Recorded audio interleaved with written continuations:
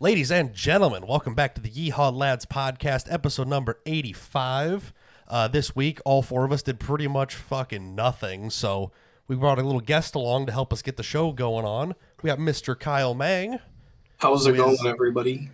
Who is one of the guys that we off-road with through the Total Off-Road podcast group, and he's also a giant nerd like the rest of us. Somewhat local to us in the Chicagoland area as well, so... Yep. He's local. Have made multiple excuses to go up and say hi to him. I have at least, but yeah, caught him at other local events and stuff as well. So yeah. Kyle's into a little bit of everything as far as I can tell, from RC to drones to computers to off-road. Yeah. Kind of like all of us. And we're going to dig into all of that here today is the plan anyway. So wow. Yeah. I'm a jack of all, master of none. Mm-hmm. Yeah. Amen. Again, kind of like all of us. We all have a little specialty here. It's like Andy's the most off-roader and Marcus is the drone guy, and we're all kind of in between random sections. Yeah. Mm-hmm. Yeah. Yerp. And dead air. We love that. Okay. Yeah. I was waiting for it. Yeah. So this whole bring Kyle on thing kind of started over last week when we were at the Total Off-Road Podcast Hangover Run, where Kyle also attended. Kyle, how was your day of the event? Yeah, so actually... Yeah, I have no clue what you did, Kyle. Because we kind of killed your whole day, unfortunately.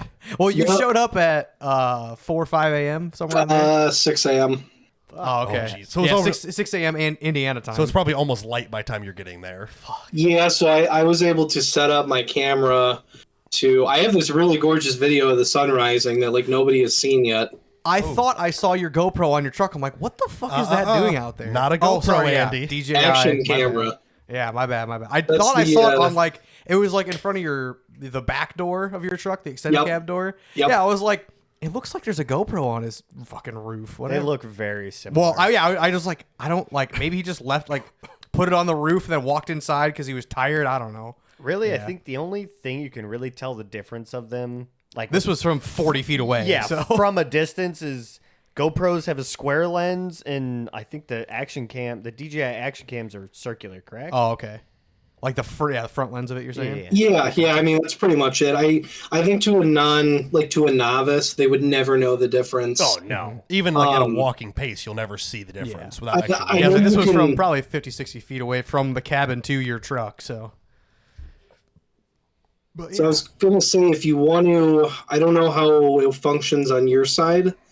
But if you want, I have the video of the sun rising from that.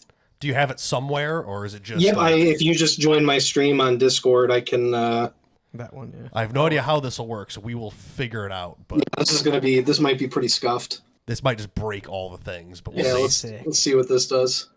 I mean, it looks good from our view. Yeah. Time lapse. Oh, yeah. Oh, fuck yeah. And then you can see Mike pull up here in a moment. Yeah, I figured. I had never seen half of these people there because I slept in till 10 something. I was fucking. Yeah. I was so beat. Yeah. I was the first one cabin up. As one of the one that you stayed in. Yes, nice. the same cabin as you. Yeah. Yeah, holds 16 people total. I think there was 8 in there. We maybe slept 7 people. 4, 5, 6. The 4-wheelers, the 2 of us, and Steve. And Meng eventually. Kyle showed up. He showed up 3 hours. I don't know if I even count that. He showed up in the morning. 3-4 hours of sleep, maybe. Yeah. Maybe. So it's ever since I graduated high school, it's been a yearly tradition that my twin and I had a high school group of friends. They come over to our house and celebrate New Year's. Well, once I got involved with the podcast and I found out about the Hangover Run, it's kind of worked out that. The ball drops, I hang out for maybe an hour, and then I drive my way to Indiana. Oh, excuse me. Yeah. So how far of a drive is that for you? 3 hours without the time change. Yeah, so 15 minutes more than us. It's really not that bad considering he's an hour and a half away from us. Yeah, well, you get to go down 65 though, right? Through Indiana? Yeah, I think. Yeah, I think so. Whatever the main highway is on the west end of the state that runs I think so. North to south. I know 65 runs north-south. I don't know if it's in the middle of the state or on the one edge. Either way. Sounds right. Yeah, you get to go a lot of north to south. We get to fucking jaunt over. We're north-south for an hour, and then it's just a straight angled road the rest of the way to Attica, essentially. I'll tell you what, I would rather do that drive, though, because hauling a trailer through the Chicago highways changes a man. Oh, it's a nightmare. Trust me, I towed a trailer through Lakeshore Drive. I've learned all the things. 41 is what I take all the way down. That's every bit okay, as yeah. bad. Yeah. I gotcha. Yeah, Lakeshore's a nightmare. It's literally car width wide and not trailer width wide. Yeah. It is terrifying. Yeah, and I mean they're redoing one of the highways, and It's a fucking mess. Yeah, I've bent a trailer axle going over one of those potholes. I had to replace my rear trailer axle because I had my military truck on it, and the bump was so hard that it kinked the whole axle. Oh my god! So what is your military truck? Since we're yapping about stuff, what is that thing? Yeah, so it's a 1953 Dodge M37 troop carrier. Okay. So it originally was in the military. We've assumed at this point that it never actually went to war, because of the fact that it's here. That's the only reason we can assume that. All the documentation of these trucks was destroyed.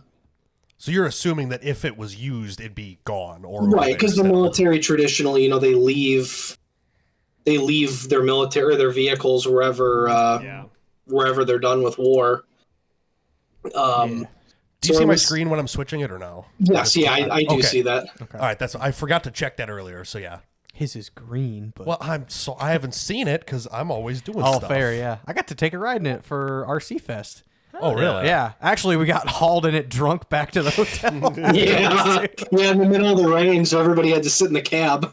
Oh my god! So I sent you a photo of what mine actually is at the Badlands on V Notch. It's so nice that you're like technically capable. And can actually do all these things. I'm fast at it too.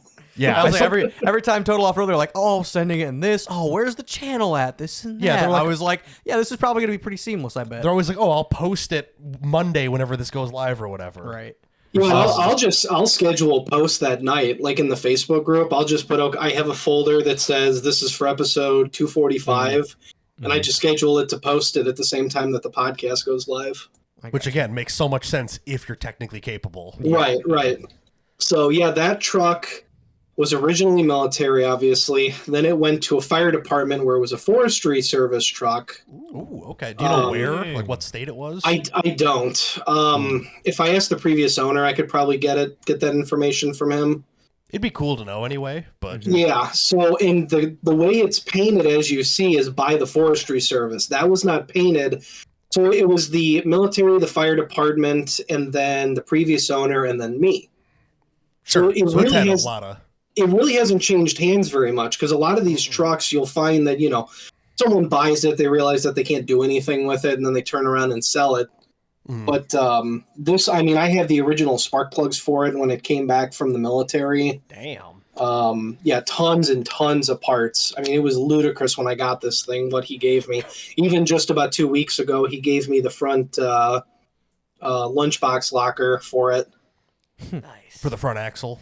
Yeah, for the back axle. There's one in the front now, which is just so much fun to steer off-road. Oh, I'm sure. It's got fantastic steering, I bet. Yeah, it's a monster. How tall are those tires? They look like 35 plus. Yeah, they're about a 35, which don't tell your friends, but they're actually bigger than my Jeep. Ooh. They're, you don't catch flack for that at Total Off-Road I don't catch flack for anything. Just buy $100 set of 40s off Facebook. Maybe. And just somebody till they beat him fit. to it. I don't. What size rims are those? I wouldn't even know though. It's a very obscure size, and it's a 3-piece split wheel. Oh God! Yeah. So I've only had this truck for, I believe, we're going on 2 years now.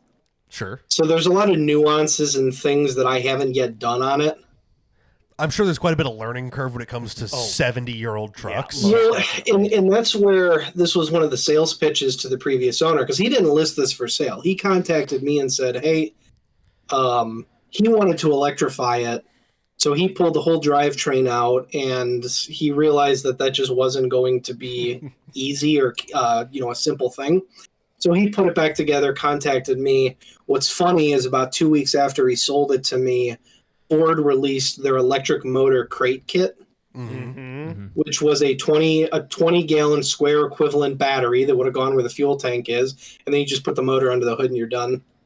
And unfortunately, he gave it to me before they got to that. But so snooze, you lose. yeah, but so my day job is that I'm an aircraft mechanic. I've spent the last 2.5 years working on piston airplanes, 4-seaters, 6-seaters, all the the little dopey things that buzz around your head and drive you crazy. So does that mean you can help talk Marcus out of an ultralight? He's been drooling over them for like 10 years. He wants to get the smallest, lightest, sketchiest thing he can. How's your attention to detail? Pretty decent, depending on how big the ADHD fix is. For what was it, like a year or two ago? I got into like a huge paramotor ADHD craze. Yes. Mm-hmm. I was like, it's gonna be about $20,000 for a paramotor. To do your training to get one up used off marketplace would be fine. That's okay. So just let it rip. You're either gonna die. Hold on, because I'm gonna go down this range. I'm gonna go down this fucking rabbit hole. I knew I shouldn't have said. Long story anything. short, the engines have to be serviced every so many hours. The wings, parachutes, are only good for a certain amount of actual flight hours, and then see, because my thought process is okay, it's gonna be like the safest thing, because what's your worst case scenario? Your engine dies. Okay, I'm just gonna float back down to the ground. Yeah, then you're just a glider. Yeah, exactly. Or a parachuter, really. Yeah, exactly. And like worst case scenario, you pull your emergency chute and it's military style. You just drop to the ground at a controlled descent. It's gonna fucking hurt, but you're gonna live. Yeah, it's not gonna kill you, but you're not gonna have fun. Yeah, you might roll an ankle or snap your knee or something, but you'll live. You'll be okay. And then I was like, $20,000. I don't feel like spending that.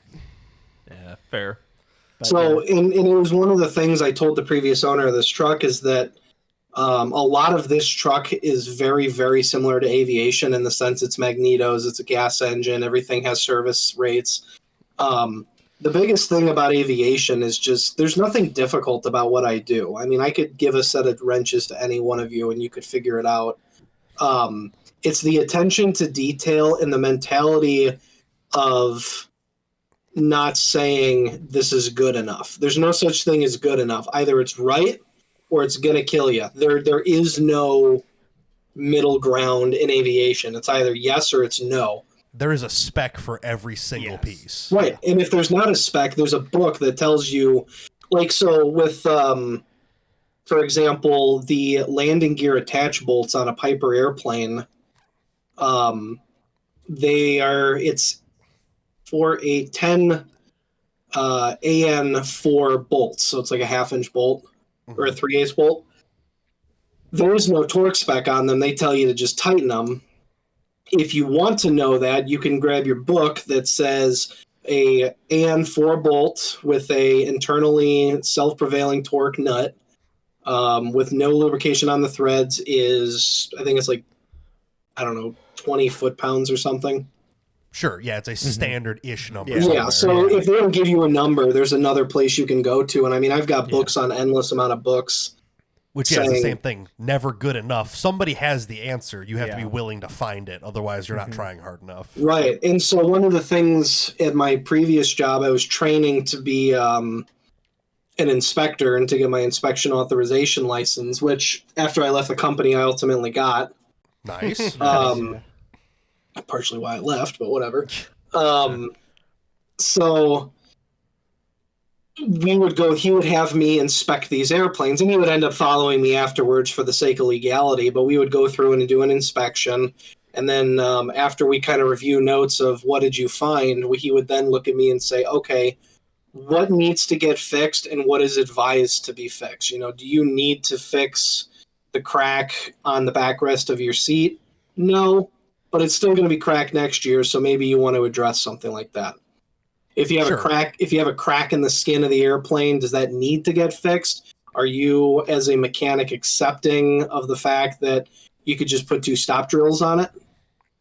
Right, yeah, you have to ID the severity of how bad these things and are. Prioritize maintenance. Or if there's a spec that says once it surpasses 30 millimeters, you have to fix. There's probably something in there that tells you exactly. In some of them, there isn't that case. I mean, like I said, on the skins of airplanes, a lot of times now Piper has since made a rule that says if there's a crack in the skin, you have to fix it. Doesn't matter The entire skin is structural to the airplane, so any crack in the skin is compromising the structure of your airplane. But on Cessnas, they haven't changed that fact.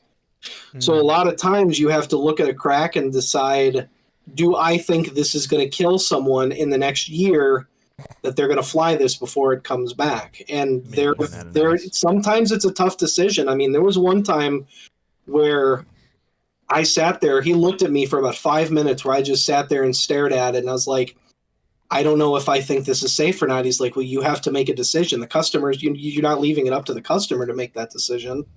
Because as the inspector on file, you're like the last call. Yeah. And if anything goes wrong, your ass is on the line probably. Right. And my brother, who works in construction, had a really interesting quote that said, the responsibility falls onto the last person that can't defend their actions. And it's very fair. Yeah. So if there's an accident, the first thing that they're going to do is they're going to pull up those maintenance logs and they're going to say, you're the last person that worked on it. What's going on? Why didn't you fix that? Was it there? Mm-hmm. And so that's a lot of the balancing act that's, fun and also yet very terrifying about airplanes. So by comparison, working on a truck is probably like, you're like, oh, I understand all this hyper attention I need to have, but now there's no liability because it's my stuff. Right. So, I'm already on the ground. Yeah, you can't fall to the ground when you're already on it. Yeah, I mean, you can pull over in a car. You can't pull over in an airplane, but, you could sure try. Similarly, what I was saying on the airplanes is that, if you find this problem, it's not going away. So are you prepared to deal with it now? Mm-hmm. Or are you prepared to work on it when it becomes, if you find a crack in a control arm mount or something, are you willing to work on that now, or are you willing to work on a trail side when that crack lets go? Yeah, it's a very different set of risks, essentially. Yeah. Yep. So you're airplane mechanic, you drive an old Army truck, want to run through your other vehicles since we're all gearheads for the most part? Yeah, so my daily driver is a 2003 Chevy Duramax. In the best color ever, by the way. The rustiest color ever. Yeah, the one that millions of Americans have purchased throughout the years. So I believe it's the same color that Nick's dad's truck was. Correct. Good old pewter. The Rustomatic pewter silver. It's just patina. Leave it be. No, it's just 2003 in all of its glory. Everyone complains that generation rusts easy, but it's like they rusted from the factory. Yeah. My uncle had this exact truck, and I remember he used it to plow snow, and that thing was rusty as fuck. Yeah. Well, plowing snow will do that to to be fair, but yeah, and unfortunately, when I bought mine, I was a bit bamboozled about how much rust was actually on it. Welcome to the world. We are all well, so I looked at it, and I was like, I looked at the rust, and I was like, this Hard is picture, not... by the way. What's that? Hard picture, by the way. I appreciate that. Yeah. It's a road in Nebraska. A registered. I was wondering. I'm like, where the fuck is this in the Chicagoland area? Yeah, so this is a secret road, and like I said, it's an official U.S. road. When you drive in, there's a sign that says "unimproved surface." This looks like it needs a Ford Model A on it. I'll be honest. If I could take my military truck back to this spot, it'd be so cool. Find an old Goodwill camera that's black and white and just fucking let her rip, dude. Shit. Yeah. Absolutely. Yeah, so that's my daily. It's got big exhaust, it's got big intake, it's got big injectors, it's got moderate tunes on it. Yeah. Very driver and towing friendly. I know where all your mods were in mind of, at least. Yeah. Airbags in the rear with the controller and full digitalized airbag control system on it. Yep. Yeah. All about reliable and relentless power.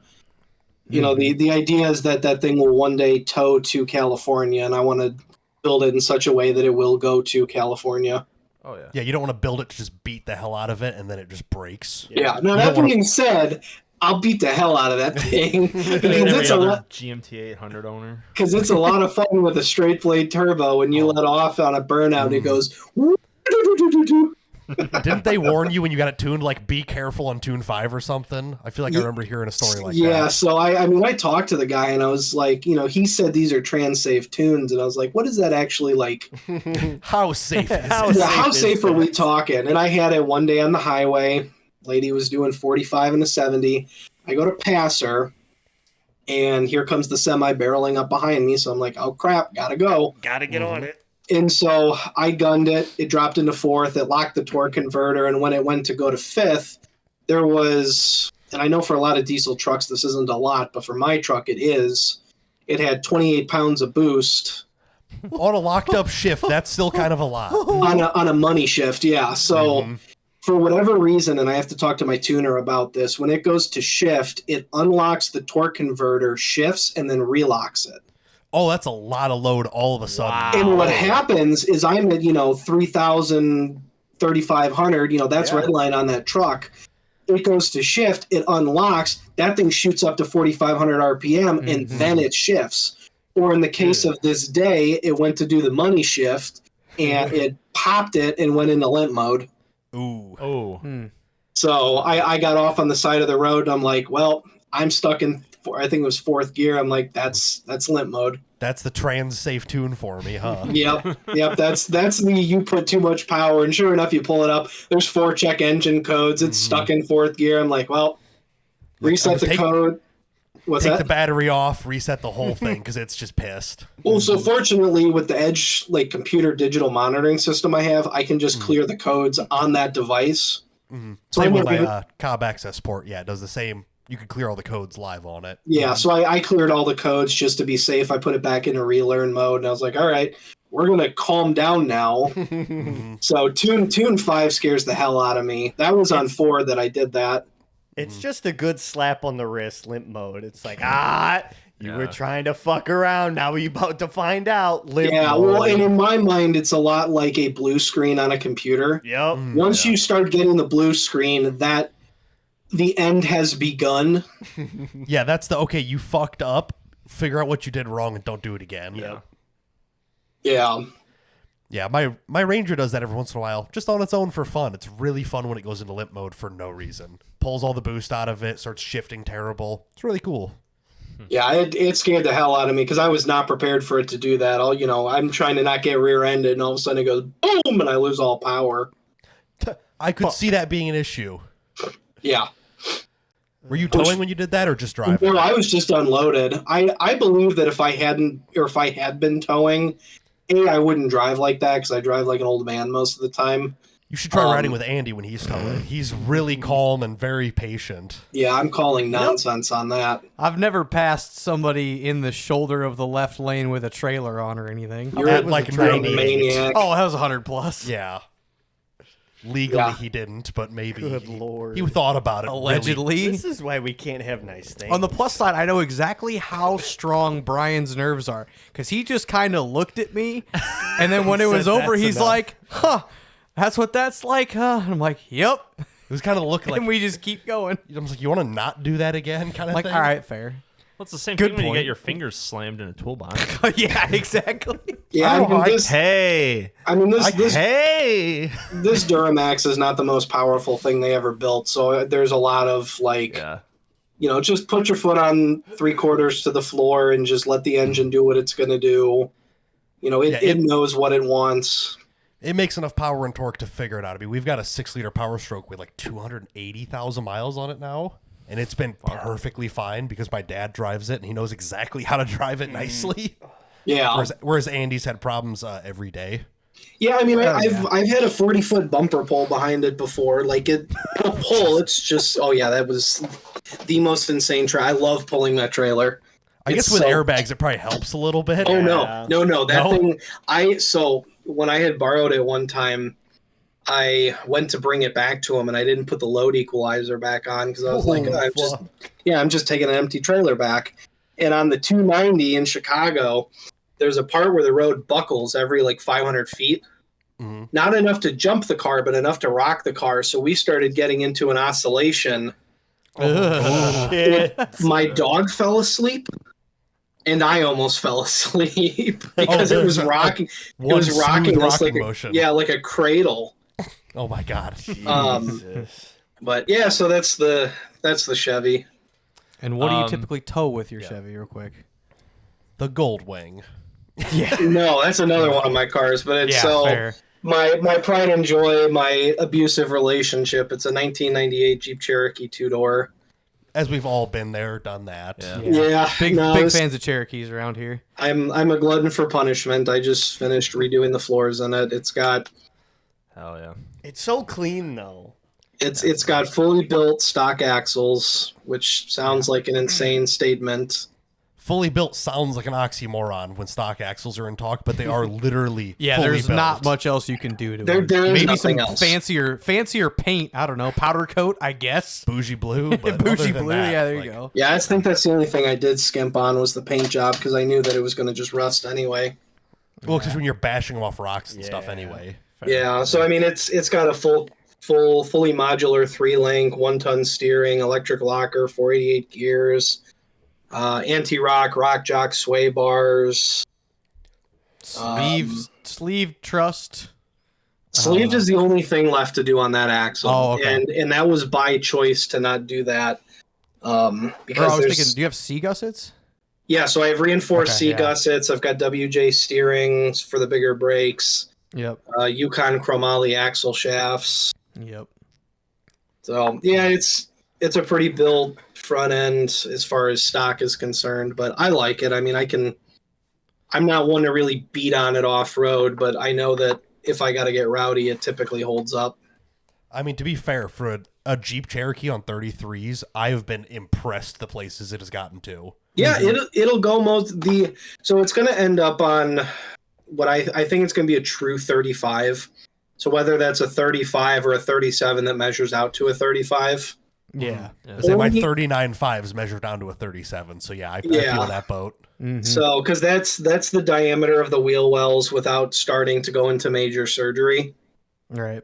You don't want to just cut it up and put tons underneath it. It's so much fun from what I've heard. Well, so It made the Badlands really easy, to be fair. Made your oil pan really soft too. that's one of the things I've said before is that there is no one having more fun at Badlands than me because everything is an obstacle. Yeah. He's and, right. This just reinforces the fact that I'm sick of Badlands. Is like, yeah, now that I have tons, like if I would have done V-Notch, there would have been nothing else for me to do. You still got one though. You still got to do it though. There's either buggy lines, which Yeah. I've never seen a Cherokee do any of the buggy lines that are in my head right now, at least. And then V-Notch, which is like, yeah, I'm gonna do it at some point because I guarantee I'll go again, like next hangover run or customer appreciation day or just kind of whenever we end up there. Next in like 2 months. I don't think I'm gonna go to that actually. Fair. Oh, you're Well, not? Andy and not Andy. I'm I sorry. wanted to. Josh and Trevor might be coming up if that sways your Okay, opinion. maybe we'll go to Nextia. but in the beginning of May is Trail Trash's meet and beat at AOP. You gonna beat your meat Yeah. at the probably meet and would. beat? We'll see. He's gonna meet. Either way, AOP Off-roader with girl. Trail Trash sounds like a good time, and it'll be in May, so it's far enough away that I can do all my little things that I need to do, like I don't know, bump stops maybe, and all the little maintenance that I want to redo, new anti-wrap bar and stuff for the Jeep. But ideally, I think that'll all be pretty doable by May. So I'm like, ooh, do I want to crunch again to get it done for Badlands for Nextia, or do I want to convince people to go down to Tennessee to AOP? So. I don't have an off-road rig. so- You would shit your pants at AOP. It is 10 times the park than Badlands is. But I have a cage, so I'm okay now. Last time I went, I was very underprepared. This time, I'm so ready. Or so you think. Look, man. Well, yeah, I think. I'm just here to do the end of the year prep, man. That's like a ritual for me. Well, if you're bored in May, I'll drag your ass down to It's like Tennessee. Chinese Oh, New Year or fuck something, no, I'm right? not going. I'll help you build the fucker. Well, fair enough. I got shit to But do. yeah, no, I was debating about Nextia, and I was talking to people about it, but I'm like, if I'm going to do anything to the Jeep, I just want to go anywhere other You'd than really like Badlands. to not go to Badlands on Yeah. like the busiest day. Give me the dates because I get 10 hours a month. Fair. Yeah. Either way, yeah. I want to go. I'm trying to get other people to bring their rigs down too. So I think I'm busy that day. I think the Fusion Okay. can do it. I've been talking up AOPs for the last 2 For- years. Whatever, forever, man. since you've been there. Look, I got I an mean, engine slot. RC Fest is so close. If you want to bring your Jeep to that, When is that? Stand by. So, I mean, do Okay. you want to mention I don't that need to your viewers? I don't need an exact date, but we can. Yeah. So I'm we'll gonna talk give- about it when it Well, gets I'm not going to closer. bring my Jeep to that. What is just show RC it off. Fest?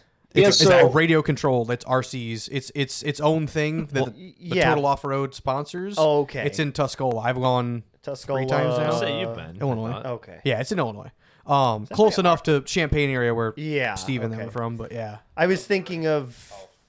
Oh shit! What's the YouTuber Flight Test? They No do a big idea. thing in like Ohio every year, but that's more planes and uh, helicopters. beat, Yeah. beat the creek. Oh, if that's Ohio's not Yeah, real, no, not buddy. that. I don't know. Yeah. Either Yeah, way, so no. our RC Fest RC is it's small. It's not that Okay. big. It's a couple July hundred people. 26th and July 27th. It's the last year that they're doing it.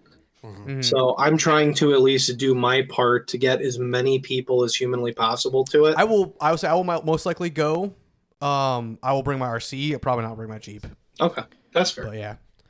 Which we could just bring. Yeah, either we pack up in my car or whatever, and we'll Yeah. get there regardless. I think Yeah. this year we are making a point to get there. Yeah, last year I tried, but we had think we had Rallycross the day before, and I'm like, I want to go, or no, No, because that doesn't make sense. we had 'cause it something was- Friday. It was something Something's Friday, and going then on, I I tried thought. to It was go either something Saturday. Saturday or something Sunday. Yeah. There was something the day before, and you're like, I might try to drive down. Or yeah, no, in we the had something on morning. Saturday, and I tried to go Sunday. That's what it Yes. was, and I was like, I just was so dead Sunday. I'm like, nope. I didn't end up waking up at 6 a.m. to be down there by 8:30, 9 o'clock. So yeah. Yeah, I don't remember what it was, but I Is remember this there was something. Do they have like what was the fucking race you did? where Dakar Oh, you the Rally. Dakar Rally. Yes, Yeah. yes, that was RC Fest. Yeah, because they also have like rock crawling truck course and boat races, and they had a like real life monster truck doing a small little And demonstration there. they're And so I will say, because I've been in talks with the event organizer, they are bringing a different monster truck this year. I forget exactly which one it is, but this guy is a world champion. Like, this guy gets down and clowns. And you are front and center against this thing. Like, if he pops his tire, there's a chance you're getting hit with shrapnel. Like, that's how It's- close you are to him. it's the Against the Grain guy, or no? So this year it's not. It's Is it Tom Mentz with Maximum Destruction because he lives in Paxton? I think so. Yeah, he Steve polished the wheels on Tom Mentz's wife's Bronco or something. So Steve Cool. knew Tom Mentz. Tom Mentz, I was a big Monster Jam kid. Yeah. I just remember Gravedigger. Yeah, it was Yeah. great. Basically, Gravediggers. It was like Tom Mentz was always number 2. He was Maximum Destruction. He used to be a gold truck and eventually turned into like a silver and flame color It's thing. Avenger. Okay, I'm not sure. Oh wait, is that a green truck with like Yeah. a flame? Okay. I don't know where he's from, but I knew Tom Mentz was from Paxton, Illinois. And Yeah, I mean the promotional I knew- video of this guy I in knew the Steve kind of past. knew him. Um, this guy gets down. So it's kind of one of the reasons I'm telling everyone that they should go is for the simple fact of this is it. Like, this is the last year it's happening. Yeah. That's fair. So just to come hang out. It all Yeah, goes it's- to charity. It all goes to Impact Life. So. Yeah, it'll Oh. be generally a good time either way. But the more Yes. people to get there, at least emphasize it's the last For as one. many times as Total Off-Road's talked about it, it is worth everyone going, especially if you have RC cars. Yeah, I mean, even if you don't give a rat's about RC cars, it's fun to just come hang out and see. Yeah. I mean, there's a trailer figure 8 race where it's like, Oh, you Do know, that with your once your 40 trailer footer? comes off, you're out. I mean, these guys Yeah. get nuts with this. They 3D print these like friggin' blocks Yeah. for the explicit purpose of destroying them. The first year I was there was 2020, and they had the sumo wrestling with like the spinning tabletop. Yeah. That was fun. Like they've done a lot of very creative things and very cool things. But yeah. Yeah, by the way, Kyle, your video's been frozen, so we're just kinda No, checking things. it's fine on his screen. It's on with us. Okay, never mind. Yeah, Just checking. I think that's so just Oh, keep I talking. heard a fixed it. diddling, but yeah. Just Anyway. ignore there it. we go. Kyle, you there? Yeah, I'm still Kyle? here. Okay, cool. Yeah. Just checking.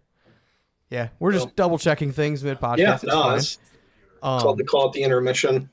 Gotcha. Yeah, we're I say as far as I know, we were definitely trying to go to RC Fest. Me and Brian were brainstorming on the way back. Like I think once we crossed the Indiana border back into Illinois, me and Brian were brainstorming like a TOP cookout. Ooh. That'd be fun. Well, building off of what you had said at the cabin, it was like, yeah, we needed an excuse for everybody to get together and just hang out and do nothing. So most of my ideas was We do it at Steve's shop because everybody kind of Took knows the where words that's right at. out of my mouth. It's got Yep. the most land.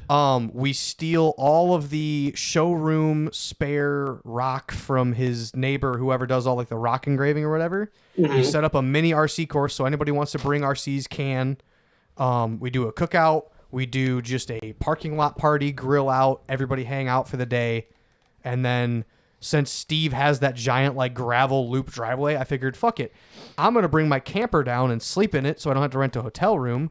And anybody else who like, you can actually get fucked up here and either get a hotel room or There's a gravel parking lot. or You could like sleep. yeah, I'll bring my camper down and hang Or out. depending And on sleep time of in the it. year, go sleep in the corn.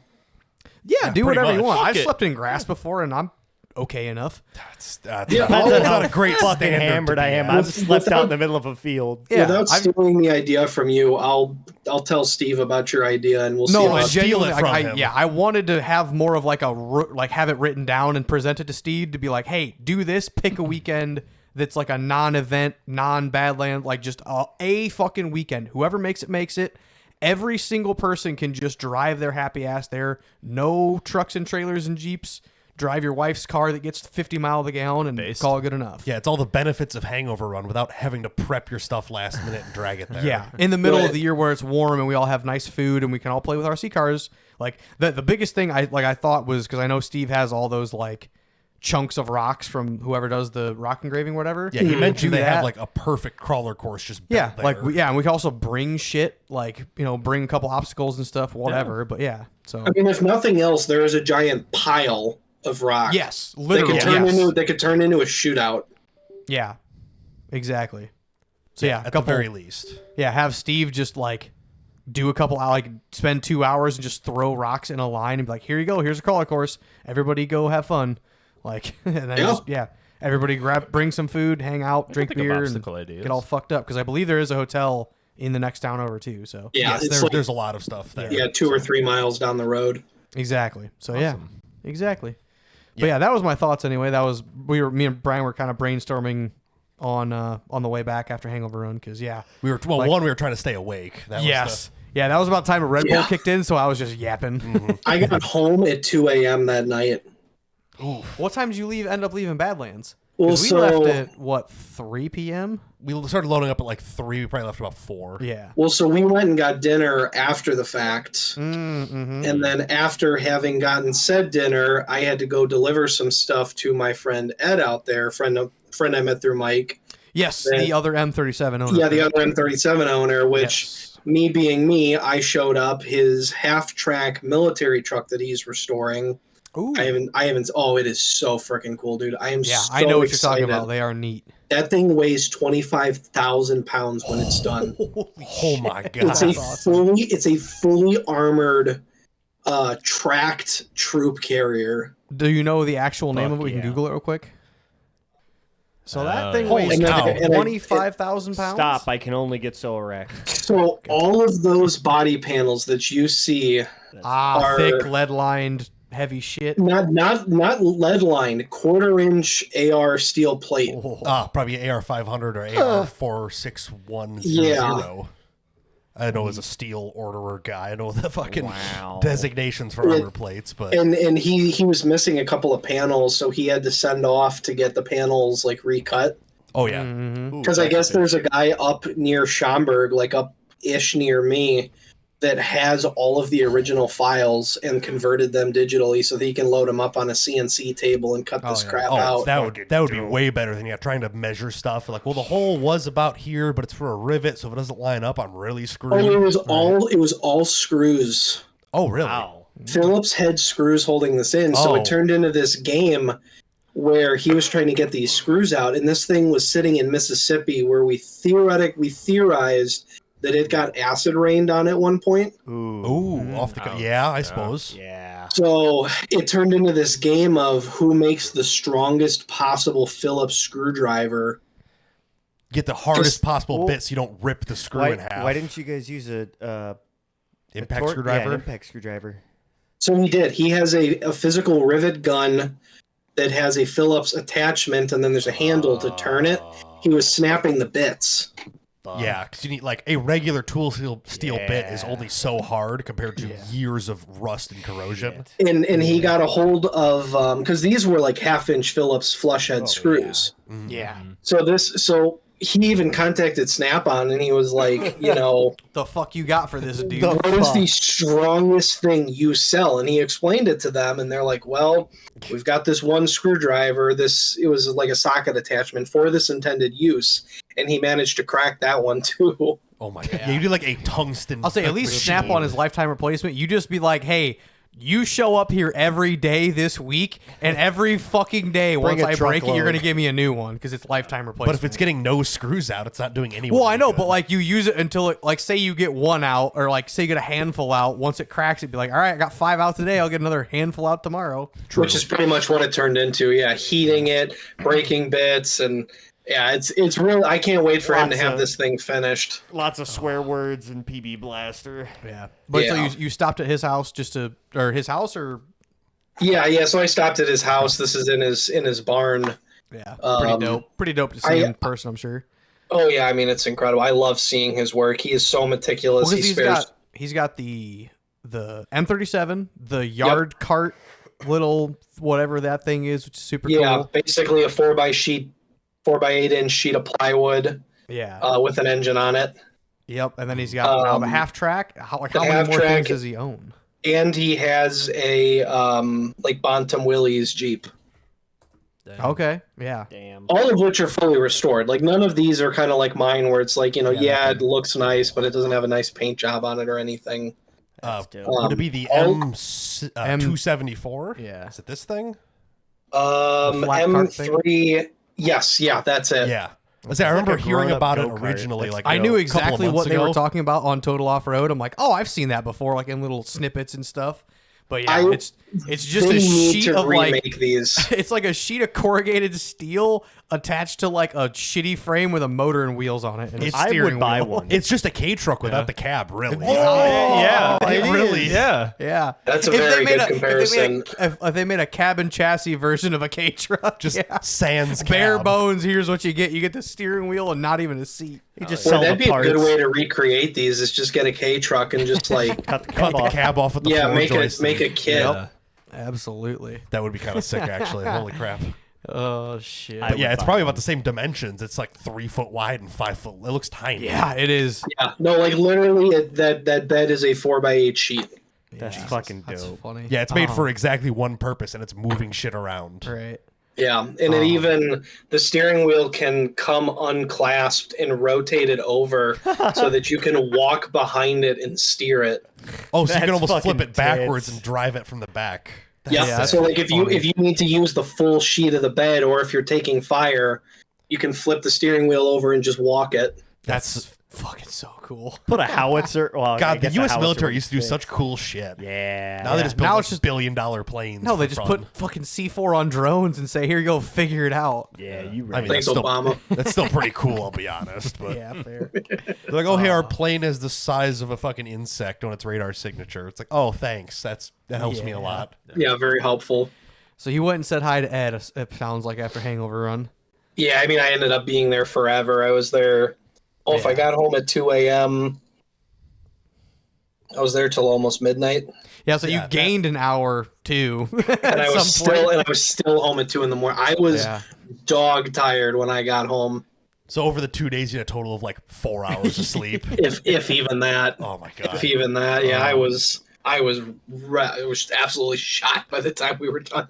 That's how I felt the day before Hangover Run. You felt it the day after. Like we had the same experience of like no I felt sleep. it in the cabin at about 3 p.m. before I was like, I get to drive 3 hours home. Yeah, I thought Andy was gonna die. I'm like, well, he's done. We think that every year. Meanwhile, no, Kyle this was sitting there. bad. This was real bad. Remember me the year that I went? I was falling asleep mid Way conversation. worse. Andy was like on. No, there. that was like the night of drinking. This was like this was New Year's Day, like 3 p.m. I had just broken the Jeep officially, and I'm like, I'm ready. Like I'm sitting on the couch. I'm somewhat ready to talking put my sorrows people. into a bottle. I'm like, I get to load up the Jeep. he literally drive 3 literally hours looks home. like this. Yeah. Just like I full- was actively falling asleep. full passing out, like Yeah. sprawling I asked across Brian, the I'm chair, like, do you mind if I take a half-hour nap? I don't know if it's going to help, but Cat I hope nap. it does. which might be the first time I've ever heard you say that. Yeah, I was in bad shape. Meanwhile, me and Kyler sitting there talking about his new computer he's planning on building. I'm chiming in every You're like, 20th word. I'm like, yeah. You're like, I know computer parts, right? Yeah.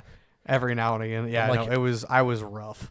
At this point, I'm still exhausted, so I'm like, if he dies, I'm like, I guess I'll hang out for a little bit. Like, I'm not in a rush to go do anything. I'm like, Yeah. take a nap. It's fine. I'll hang out. Well, then everybody started showing back up the cabin. I'm like, well, there goes that idea. I can't sleep when people are here. So it's like, oh, there's people here. Fuck, let's go outside and strap my stuff down. yeah. I Luckily, mean, I will say next year New Year's is on a Thursday. Holy fuck. We have to So- record on the day of shit. that's I'm wait, New kinda- Year's Day is Thursday? Day or eve? Yeah. Oh day. my god. So I'm kind of thinking we turn that weekend into a 4-day wheeling trip. Yeah. But- so do you... But Steve doesn't want to do it unless it's the first. That's Well, why yeah, it we ended show on up. it. Everybody shows up and wheels most of the day on the first. Are you saying like Wednesday, Thursday, No, Friday, like, Saturday? I would like do the whole- Thursday, Friday, Saturday, Thursday, Sunday. Friday, Saturday, Sunday. Yeah. That's a long I weekend would for the show up. I Badlands. would show up Thursday. Yeah, I would be out of shit to do in 4 hours. Oh the well, first so and that's the thing. So I've brought my military truck to Badlands before. Yeah. You have no idea how much trail there is that you have never seen in Badlands. It's not difficult. I You're mean, going to do most of it in two-wheel drive. There is so much to see in Badlands that nobody ever sees because we run the quarry Whoa. and one other trail and then pack it up and call it a day. That is true. yeah. But Meng, also, I went to Badlands probably 3 or 4 times as a kid, and also twice on a dirt bike in high school, and then have also been here, Caught 7 10 times, with total off road. Fair. So, yeah. Yeah, I've driven to the quarry a bunch. of I haven't times. gone as many times as Steve, but the fact that Steve even still wants to go there is wild to me. But It's like home. I guess, to be. yeah, Yeah. it's almost I in his mean, backyard. We could bring dirt bikes and ATVs if we wanted and just make That one is- of the bring my days. dad's four-wheeler. That is kinda where I'm at. have a TW200 at that point. You won't. I It is won't. going to be New Year's, and like New Year's Eve, I would have ridden a 4-wheeler. It was Not that bad. Not that cold. New all Year's things Day, considered. the sun was out, but it was still fucking cold. And anything after that, since New Year's this year has been cold. Dress some But the layers. difference between like you're gonna sit in your Jeep all day, Oh, so when you yeah. get out it's cold, versus you're gonna ride all day. The Yeah. way you're Oh, gonna yeah. dress is so different. Yeah. I don't think Yeah. it'd matter that much. But yeah, so We'll bring all our rally Yeah. cars. We go beat. well, I'll up say, the don't get me fucking- wrong. Like I'd love like middle of the year customer appreciation day or something. I could definitely bring my 4-wheeler and just putt around. I Yeah. can't go to the quarry with you guys, but I can park it on the main road and be like, hey, I'm hopping in. It's a suggestion. Fair, yeah. To be fair. But I mean, if we got a group, Oh yeah. wheel one day, ATV on another day. Yeah. Yeah, it's just like, oh, hey, we're gonna do trails. Like, oh, well, I'll hop in for that because I can just Right. putt around or whatever. So, yeah, I'll grab my dad's 4-wheeler. Yeah, it wouldn't be absolutely. hard to get everybody on something But somewhere. yeah. Yeah, Thursday's wheeling, Friday is ATVs, Saturday is back in vehicles with a dinner event, so we're not out there all day. Yeah, And we then make it. Sunday is break it. We can make an actual plan of it. Other than this year, it's like Sunday. We're like, so what are we doing? Like, Yeah. what is? I asked for 5 days in a row. I'm like, what fucking days are we going out there? And And, somehow- no one gave me any answers. Somehow it was still your fault because Steve's like, well, you didn't call me. yeah. He's just that like, too. yeah, I texted Always you like a answers. dozen times. He's like, yeah, I don't answer those. Fair. Yeah. He's like, you should have known better to just call me. You're like, Probably. Fucking- But I at the didn't have same time. Yeah, but at the same time, it's like, the same point. It's like you're gonna get there either way, but still, it'd be nice to know. Yeah. Yeah, this year was a weird one. I didn't like it, but Having New Yeah. Year's during the week really kind of throws the whole Christmas thing off. and New Year's, Oh. it screwed up everything. I can't wait until like 3 years from now when it's back on a weekend. God, yeah. Fix everything. I mean, next year's going to be cool because it's going to be on a Thursday. Yeah. The following year is going to be stellar because it's going to be on a Friday. That Right. could be pretty sick. Yeah. And then Saturday, Sunday, and then we're back to being fucked again. Well, No, there'll be I a guess- leap year somewhere. Yeah, if it's on a Monday, it's not. Oh, like, yeah, we're probably due for one here soon. Well, it'd be like it'd be like Saturday, and then the next one would be a leap year, push it back to Monday or something. I don't Yeah. know. I don't Either know way. how calendars work. Yeah, Wednesday was just the worst. Wednesday's not the right Not day for good. it. Yeah, it just kills everything. Considering Tuesday there was like 5 people at the park, and we were 2 of them. Yeah. Literally. It was a good day to test stuff, but man, it was dull. Yep. But yeah. But yeah. So as Andy was laying there dying in the chair, you and I were talking about your new computer build. Do you want to get into that? Because that's kind of a lively topic now that NVIDIA has released their new line of graphics cards. So I was on the fence on whether or not I'm going to get one, and I think with it being the price it is, I think I'm going to get one.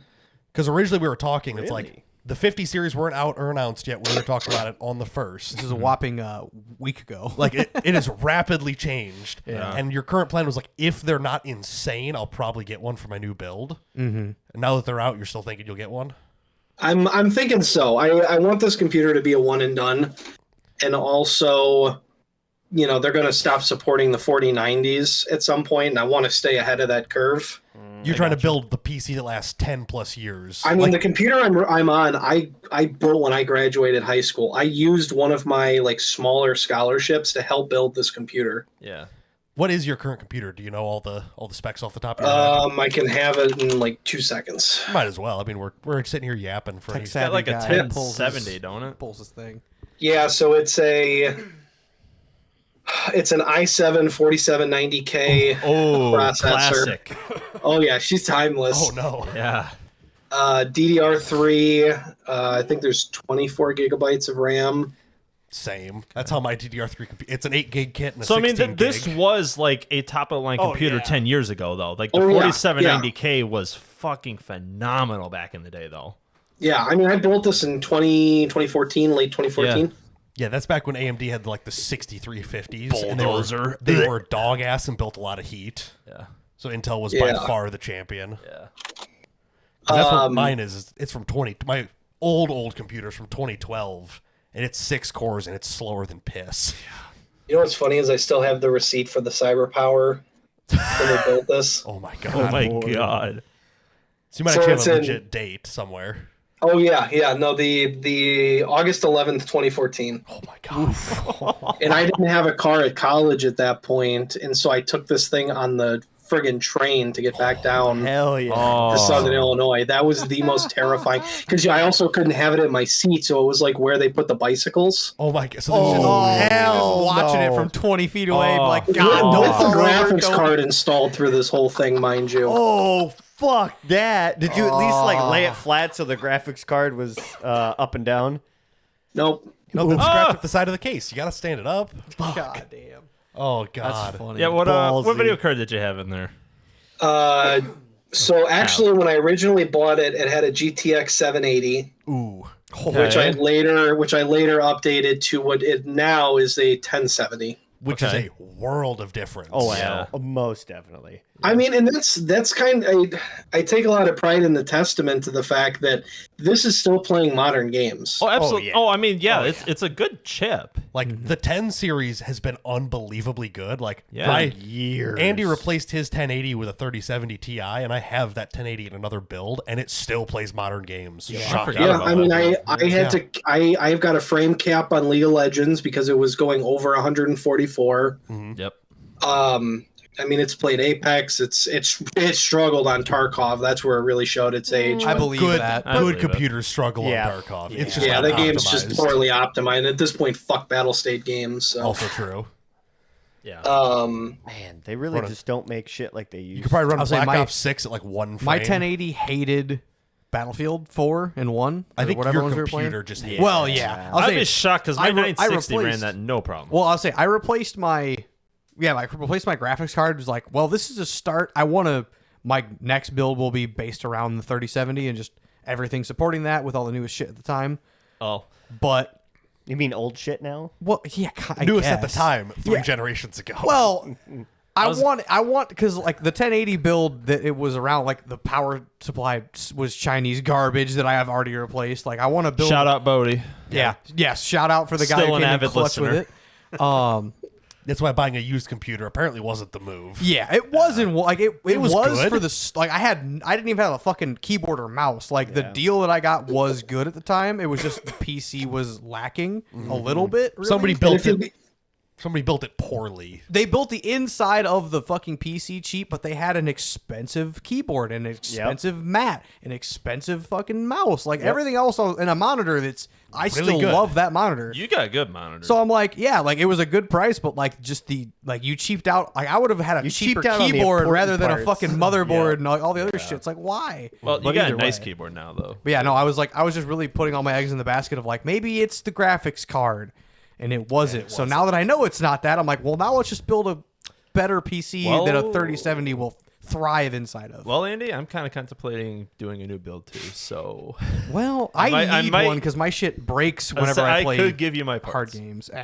It'd be. I'm also perfect for trying to put it inside of a 37K. really small case, so whatever fits. Oh, then They yeah. do make some really dope little cases. There's one that's no bigger than a toaster that my friend does coding on. Yeah. Yeah. That's honestly about like I've got that 1080 in a pretty small form Yeah. factor that will fit a full triple slot GPU or full 3-fan GPU, and it's Yeah. pretty compact. Yeah, but I'll letting everything say just breathe. for, I live in 400 square feet now, and if I do, which I do plan to put it Yeah. in the camper too, the camper is 13 and a half feet Yeah.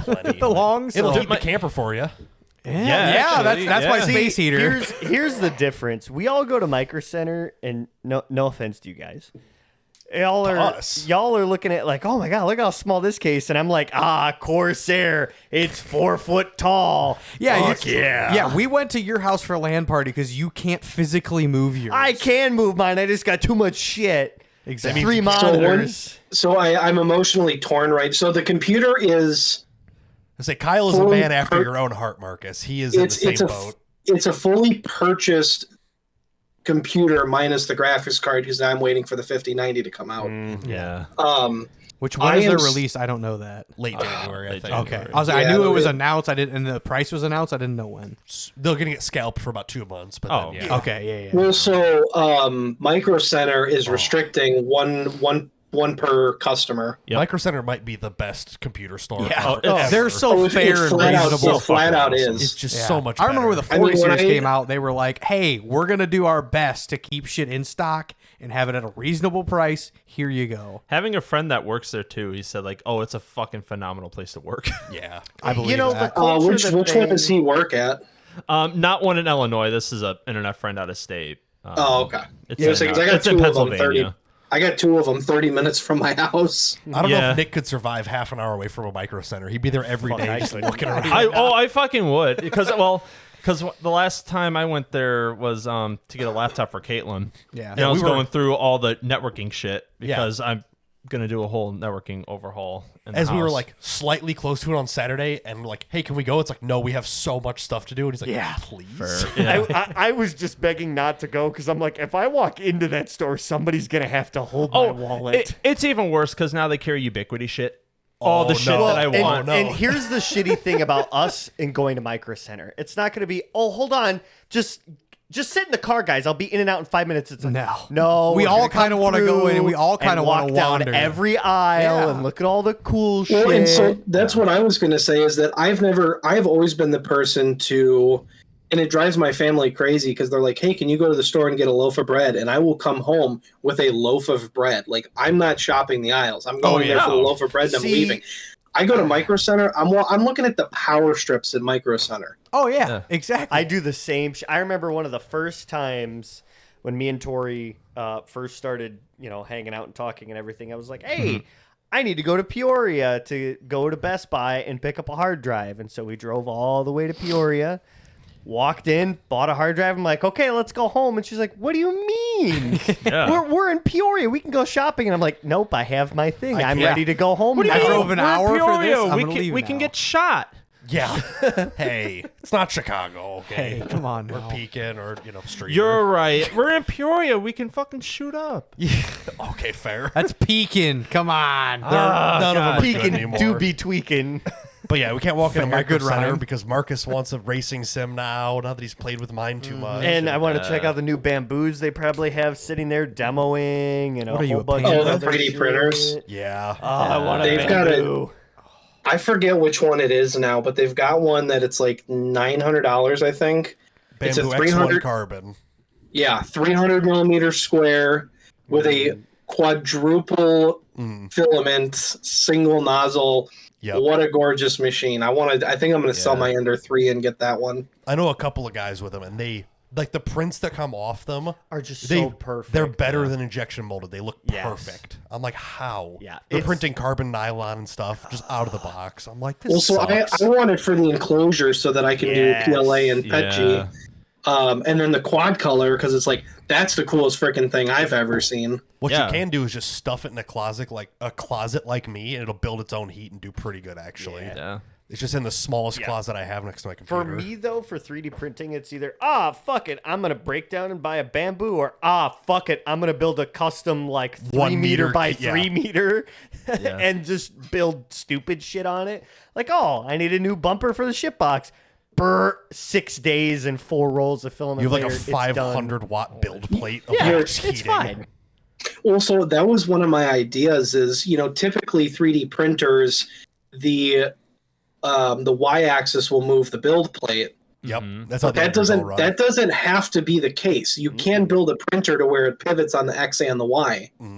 There's some of them, I can't remember which ones. They're like a triangle. Oh, the single arms. I forget what they call those, like a tri printer or something like that. They're very strange, but yeah.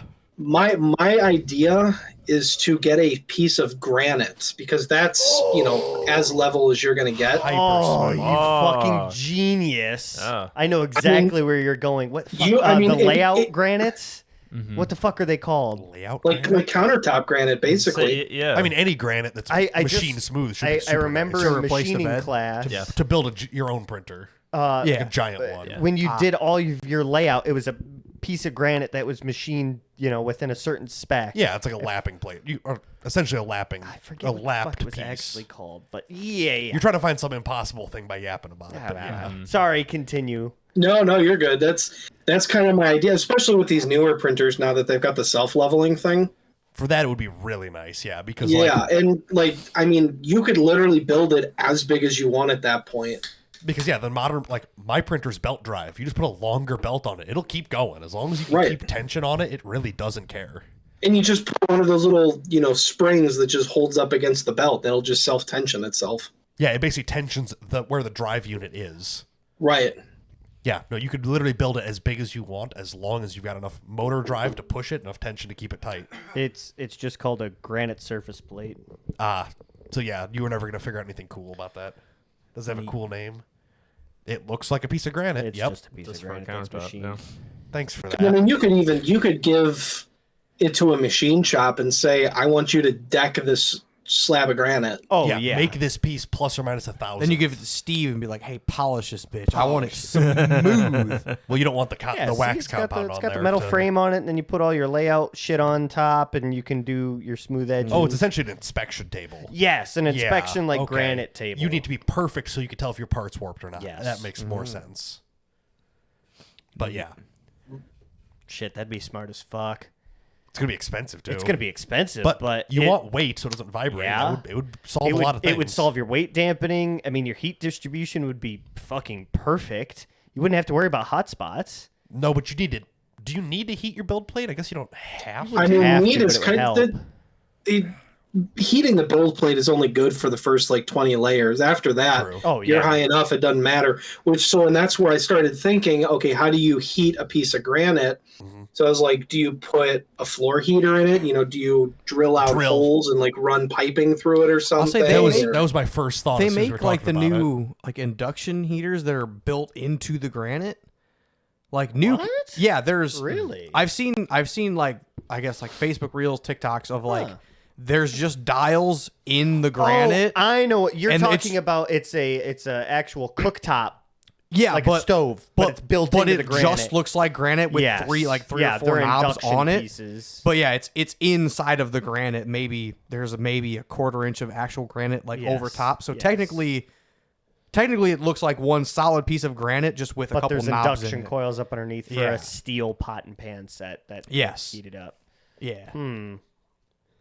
It'd be very that would be really hard to do on but you'd still have to have a piece of metal in there to absorb the heat. To push it to push the heat. Yeah. Either way, a hot water bath. Sous vide, Complicated. just So sous vide the granite. that was my thought, was to core drill it yeah. and just run copper yeah. lines and basically like make a baseboard heater. And just force Um, it to raise You're gonna have temperature. $1,000 in core drilling granite. You know how much the granite's gonna cost? Fair. Well, I Oh, was, no, I was you can- assuming you like a can 2 get foot by chunks 2 of granite. foot. Yeah. I've got a granite guy that has like I got a granite guy. What do you mean you've got Yeah. a granite guy? I've got a granite guy. Well, hold on. I mean, Doesn't your dad like build houses or something? Is that why Yeah, you have a yeah. So granite guy? my dad Okay, owns yeah. his own home remodeling company. Okay, and that's why you have a granite guy. You know I'm what you assuming. could do actually is treat it like a heat sink. Flip it upside down, mill channels for the water, and then put a plate up against it tight to seal it, and essentially Right. use it as a heat sink to pull the heat out of the water or whatever. Yeah, so you're just doing it backwards. You know, Yeah. that's your radiator, so to speak. Yeah, you're using it as a heat exchanger, but putting the heat into it instead of pulling it out. Uh-huh. And just basically get a water heater and a pump. So it's just literally like a boiler in a house, like baseboard heat. Essentially, you maintain 60 degrees Celsius or whatever it is, whatever you want. Bring the whole slab up, and it should be super stable. Yeah, because it's not like it doesn't need to be that regulated. Like I know 3D printers will keep it within a degree or two, but really just get it up to 60. And with as long as you're within 10 degrees, Oh, yeah, There's so you're much fine. thermal mass. Once it gets the temp, it should never fall off. right? It's like a cast iron pan. It's not going to fluctuate like a print bed can. Yeah, like my thin magnetic print bed that'll change 5 degrees per inch. You know, Yeah, so just by terrible. placing your hand on it. Yeah, if you touch it, it won't stick there anymore. I mean, you could 3D print computer cases like that. Oh yeah, you could. I mean, Oh, anything Linus that would did fit. that. Yeah, Yeah. so many cool things. Speaking of computer cases, what are you getting for a computer? Yeah, I'll say, have we Oh, went through yeah. like, Side the track actual is so bad. things of your computer? What is your Yeah, what is your so- build? Like component by component, what's your build? And then we'll Do you have a PC part yeah. picker? Are you have doing, it are you all, going to yeah. do 5090? He already said he So- was. It's I knew gonna, 50 if I'm going to series. spend the money, it's going to be a 5090. Okay, yeah, I'll say I Fuck know it, you we said 50 ball. series. I didn't know if you were going to just commit and be 5090. Does Yeah, he look, does he look like a bitch? Hey, I don't know, man. what? Say what again? No, I love doing So that. I'll be in the it's middle of a- the workday. I'll just holler at Joe shit like that. And he's like, what the fuck's wrong with you? Hey, goddamn youngins. They don't know nothing. so Okay. the motherboard is a MSI X670E Carbon, Nice. All right. which I know most people Damn. don't really know motherboards very well. This was one that came highly recommended. Oh, So I'm a fucking AMD motherboard nerd. Hit me. So one of the things I should start off, nothing in this build is Asus or ROG, and that is on purpose. Ah, Nick used to I be just- a huge Asus guy. yeah. Well, good- so good for I you. mean, this is the level that I operate on. I absolutely love the ROG phone. Yeah. With back LED because it's fancy. With backlight LEDs. The customer support on this phone is so bad that I will never order another Asus product again. But no, that's just Asus in general. But Their wasn't that- customer service is shit. Wasn't See- that the last phone with a headphone jack though? Was the reason you ended up with it? That's why I bought it, because it's got a headphone jack and it's got 2 charging ports, which I am a huge fan of. Which is psychotic, but See, but Yeah. I totally feel for you of the Customer when you service. have one absolutely atrocious fucking customer service and it just turns you off to the entire brand or product completely forever. Yep. It's like I'm fucking done dealing with this fucking that would shit. be me with This the post this office. this phone is broken under warranty and it never got fixed Ooh, that super sucks.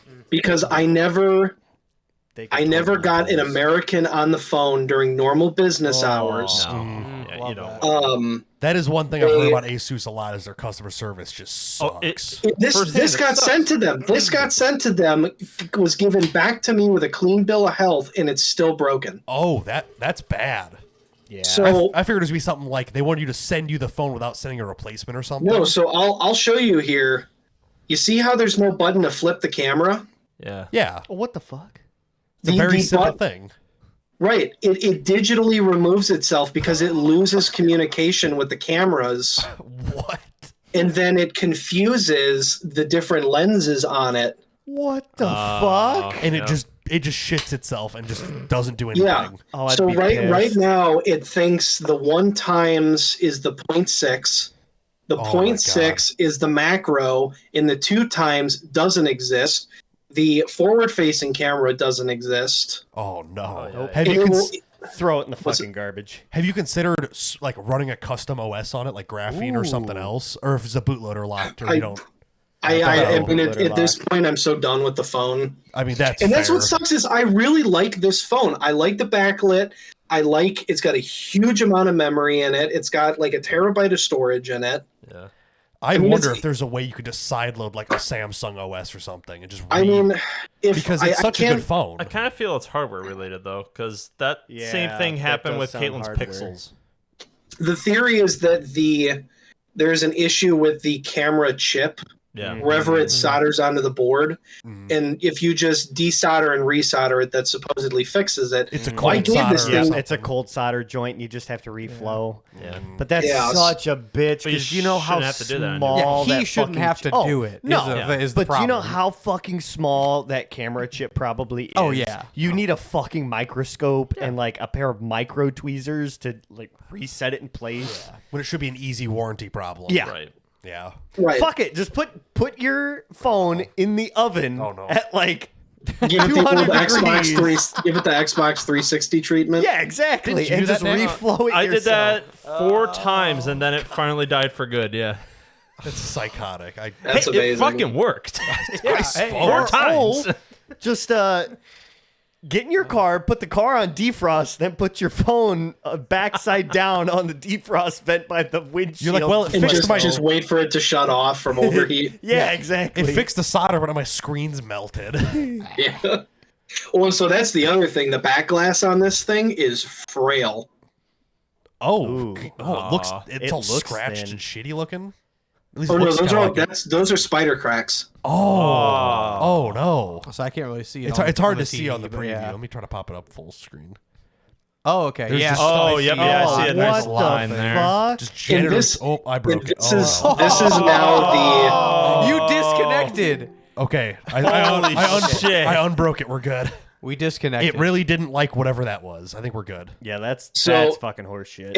and I had them replace this back glass when it got sent into warranty. This is the second one that's broken. Oh my god. Oh. The screen protectors, I was going at its peak. I was going through about one every other week. Oh my god. Wow. See, And this is- I am gingerly to phones. Like I am very kind to this phone. Yeah. Just it being in my pocket, it would pop the screen protector. Wow. Oh, that damn, is. see, this is some like, no offense to Apple products, but Apple product level bullshit. No, I'm pretty ignorant with iPhones. No, but You did like, break your camera Proceeds to cover buy a new protector. one. Yeah, that was the protector. But yeah, like, camera's still fine. you want to take your phone apart? We have specialty screws that Well, you yeah. we make in house, and you Right can't to get- repair. Hey, just Fuck don't- you. Apple says you could take it apart. They'll just sell you the tool for it. It's like Yeah. $1,000. Yeah, you can they do whatever can. you In want. fact, Yeah. portal my fucking balls. Just don't put non-Apple brand batteries in iPhones. Yeah. Or else they I don't know. Otherwise, they fucking blow explode. up at 2 a.m. and then you got to text your buddy to dig his old iPhone. What was it? My 6 or Oh, it yeah, I was think my a 6. My yeah. 6 Plus out of cold storage. Wipe Oh it my God. and give it to you before you get on a flight. Well, so and that's where my next problem comes into play is that I can't have this like I need my phone. Like I can't just have this disappear for a month. Right. Right. Well, I have AT&T. So, like any good functional adult, I've got a pile of old cell phones. Yeah. I can't use those anymore because AT&T put a kill date on phones. What?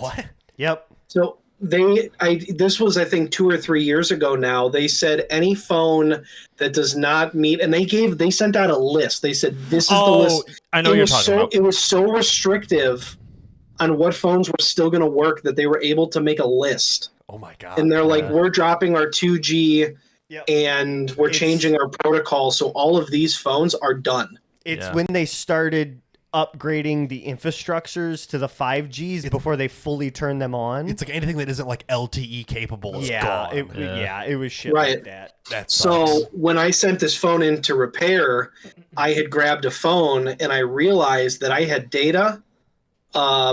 I didn't have texting and I didn't have phone calls, That's super weird. which is it's the weirdest protocol I've ever heard of. Because I would But easily so- see if it was voice and text work, but data doesn't. Yeah. And I didn't know this until I was on call with the flight school, and they're texting me like, "Can you answer the phone?" And I'm like, "Who called me?" Mhm. And I told my boss that Monday, I was like, I will answer a text message. I'm very good about answering my phone, but you can't call me until I get my phone back. Yeah. And I'm too nice of a person to tell him, if you need to reach me on the weekends, you need to provide me a phone. Because my shit is currently Well, broken. and it's not. That should be completely blamed on cell phone providers, because like I've had this issue with my phone where like in certain areas, which I'm guessing it's the frequency of the actual cell phone tower, my 5G does not fucking work. My phone will go 4G, 5G, 4G, 5. It'll switch back and forth constantly. And whenever I am connected to full 5, I could have full bars of 5G and I get no internet activity. Weird. And I have gone to there's Verizon. some weird. Yeah, there's some weird. See, I'm assuming you have an Android phone. Yeah. I would dig into the settings a little bit because there's some different tweaking you can play with that. But here's the shitty thing. It's a Verizon bought phone, so half the shit is turned off. Can't be buying And Verizon. I've been through this fight with them because the first time I went there and was like, hey, like this is a problem. When I'm at home and my Wi-Fi is on, I can't receive phone calls. I can't receive texts. And they're like, oh, well, let's just reset your networking, which I didn't know at the time, deletes all of your Bluetooth, deletes all of your Wi-Fi password, like just basically clears all the cache. I did that on accident, and I was mad because I had Wi-Fi passwords that weren't available to the public. I had the same thing because I was working at the radio station at the time. So like my phone would just automatically connect to shit where like I didn't have the passwords written down, but they were in my phone. And then like I went there the next day and I was like, are you guys fucking stupid? Because this is what this does. This doesn't not fix my fucking issue. You just deleted everything on my fucking phone. And they're like, well, it happens. So the last time I went there, which was funny because so for us Android guys, that our memory cleaner is built into Android. Sure. Memory and storage cleaner. Yeah. It's a built-in thing. And I went in and I complained about it. And they're like, oh, well, let's switch from your physical SIM card to a eSIM. Yeah. I remember you talking about this. Yeah, I know. And I was like, fine, whatever. Like, I don't give a shit. I need my phone to work. Like, I need to have my phone and internet connection to be able to do my job. So, like, you guys need to get this shit figured out. And I remember she commented on the fact, she's like, oh, well, like, a lot of those, RAM cleaners and stuff, like, that's really bad for your phone. Like, you shouldn't have downloaded that app. And I just looked at her, I'm like, that's a Samsung thing that comes preloaded onto the phone. Don't you love it when where's your manager? The people that sell the Yeah, thing that's have when you no know idea. they're talking out of their ass. And I'm like, what the fuck? Have you Like, tried turning it off and back on again? You're like, lady, I've done the first 20 fucking steps in your Christ. manual. I've gone Trust in me. and manually selected different frequencies for the cell towers, and it still doesn't fix it. So, Or that you find out the problem was on their end the whole week and they were lying to you like Xfinity. Meng, I don't think I've ever told you this story. But, You haven't seen them in 2 years, so probably not. It's been a long time. I upgraded my network at home and did a bunch of speed tests, and then my internet stopped working the next day. Like it'd go out, like I don't know, every minute or two. I just dropped the IP, and so I spent 4 days pulling my hair out and calling Xfinity and being like, like, is there an outage in the area? Is something going on? And I kept getting told, oh no, like everything's fine. Blah blah blah blah blah. Yeah, it turned out I blew up the local node in town on my side of town and like had half or like a quarter of the town without internet because I hammered the node that hard. Holy cow. He pulled so much throughput and was not expecting I it. blew the switch and backhaul up. I like basically made it overheat so bad it fried the components on the board. Speaking of that, What were you doing that caused that? Well, see, so I only pay for like 1200 meg internet, and so my desktop is connected through a DAC cable, which is like hardcore coax, and then it goes into a 10 gig switch, which then goes into fiber over to a custom built router, which then goes into my 2 gig capable modem in through coax. So yeah, I just fried In the a entire rural system. town? Kind No, of. Yeah. It's the 8,000. The infrastructure's pretty rural. It's old copper cable that Xfinity Yeah. does not fix anymore, so I just overvolted the circuitry on it. Yeah, it was a good 4 days of my life. I still bring that up at work all the time. speaking of the node, we just got ours upgraded, and now I can get the 200 megabits a second upload. So 2 No, gig? You 2,000. Not 2 gig, no. 200 uploads, all you can get? Yeah. What? Through That's- Doxis, yeah, that's all you can get. that actually With seems the, kind of... with the limitations. Of Doxis. Fuck copper. Yeah. I got upgrade my modem, but I'm getting fiber in 4 months, so I'm Yeah, not you gonna might as well bother. wait till then and do it Through all at who? once. Geneseo. Yeah, the same Yeah, one. you knew this. No, they're... Oh, wait, no, never mind. Sorry. Yeah, we you don't knew know that. about Geneseo lost the contract for LaSalle. that. Yes, not Yes. for them. Anyway, okay. We'll see. We keep getting sidetracked. sorry. Computer, Kyle, Yeah, Computer. please. computer. Talk through us. Ignore us. Just start saying Yeah, words. no, that was my fault because I brought up Asus. Oh, you're good. That's fair, but Bitches. still. Anyway. So- Case. Yeah. So I don't know. That's where I'm stuck at. Height Originally, Y60 or Y90. The what? Height Y60. or Height Y90. Y60 with the mini so- LCD put in. No, this Marcus, this, you'll like this where he's going. entire computer is a Corsair computer. Oh, I Every- remember. every- Attaboy. It's a bitch, but Marcus loves attaboy. Corsair. Yeah, so It's a love-hate relationship. yeah, you love to hate it. So it feels sacrilegious to go through all of this trouble to build a full RGB Corsair computer and then put like an NZXT case or something on it. So like, I Yep. want to get a Corsair case. They're so ugly looking. Not all of them. Not all of No, them. no. I've Well, looked so at the- them. The I don't original like them. plan was to get the 7000 series RGB, which has a glass front and a glass side. Ooh. But I found out, so Corsair has their own RGB protocol system, Yep, and Yep. that's and where they've they changed lost me. and they've changed it in 3 generations. I really like staying loyal to a company because when stuff Same. can interchange like that, I'm a big Same. fan. So originally I was going to do the one. So the one on the left is the non-RGB version. The one on the right is, which changes out the front panel. Mm-hmm. And then it comes with a bunch of fans and then their fan protocol system. The problem is they have changed from their Corsair like 4th generation Commander to their 5th generation program. So the chip is an outdated chip. Now it would technically still work, but it's like, I want the newest generation for the pulse width modulation fan control. Mm-hmm. So now that way nicer. right, and so now that case is just out the window. The original plan, because eventually once Corsair sells a water block, is I want to build my own custom water cooling because I am fascinated by those systems. I think they're amazing. So Oh, absolutely. the plan is of right now, if I can't find a different case, is going to be the 6500X RGB, which is the extended Yep. case. Oh, yeah. Hold on, let me get the Yeah. picture up because That case is like 20 pounds empty. Oh yeah. Oh yeah, Neat. It's the height equivalent of this Corsair. is Yeah, well, it is that's- fair. Lee and Lee 011. Yes. This is their design standard where it's a front and a back half of the case. Ah. So the power supply is in the back. This is the bigger version of my case. Yeah. I have the 011 mini, Oh, okay. but it's the same kind of glass forward. Everything sticks out, looks really clean. Which Gotcha. I'm a little disappointed that the power supply is going to be hidden away. Mhm. Did because you have that is- RGB? It is also so. It's funny when I was shopping. We digitally built the computer, and it's like, okay, we need 800 watts. You should exceed that by 20 to 30% in case of whatever. Yep. And so I was shopping around. My wallet was burning a hole in my pocket, and it was Black Friday. So I'm like, well, let's see what they got on sale. But there's a good deal. There's always a good deal to be had. I love a good deal. Yep. So I was looking around, and they had one of their power supplies was on sale as a refurb. Well, I went on Newegg, and they matched the price as a new unit. I think Newegg screwed up.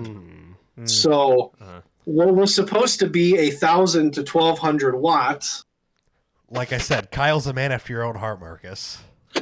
turned into the HX 1500i Hell power yeah. supply. And you want to know what's awesome about the HXIs? They have the dashboard capable cable, and you They can sure check do. all of your stats on it. Like I Yep, said, it's got a USB-C port on it that I can link up and control everything. And it's funny when they released when the instant that 5090 came out, Corsair started sending out emails like, "These are the parts you need to play with the 5090."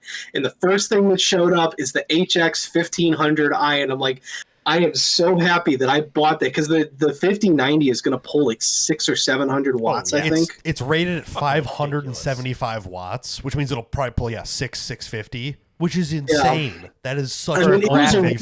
It was originally rumored that it was going to have its own power plug coming off the back of it. You're going to need fucking 240 in like probably 10 to 15. I'm so excited for server grade power racks in my house. You can do that now.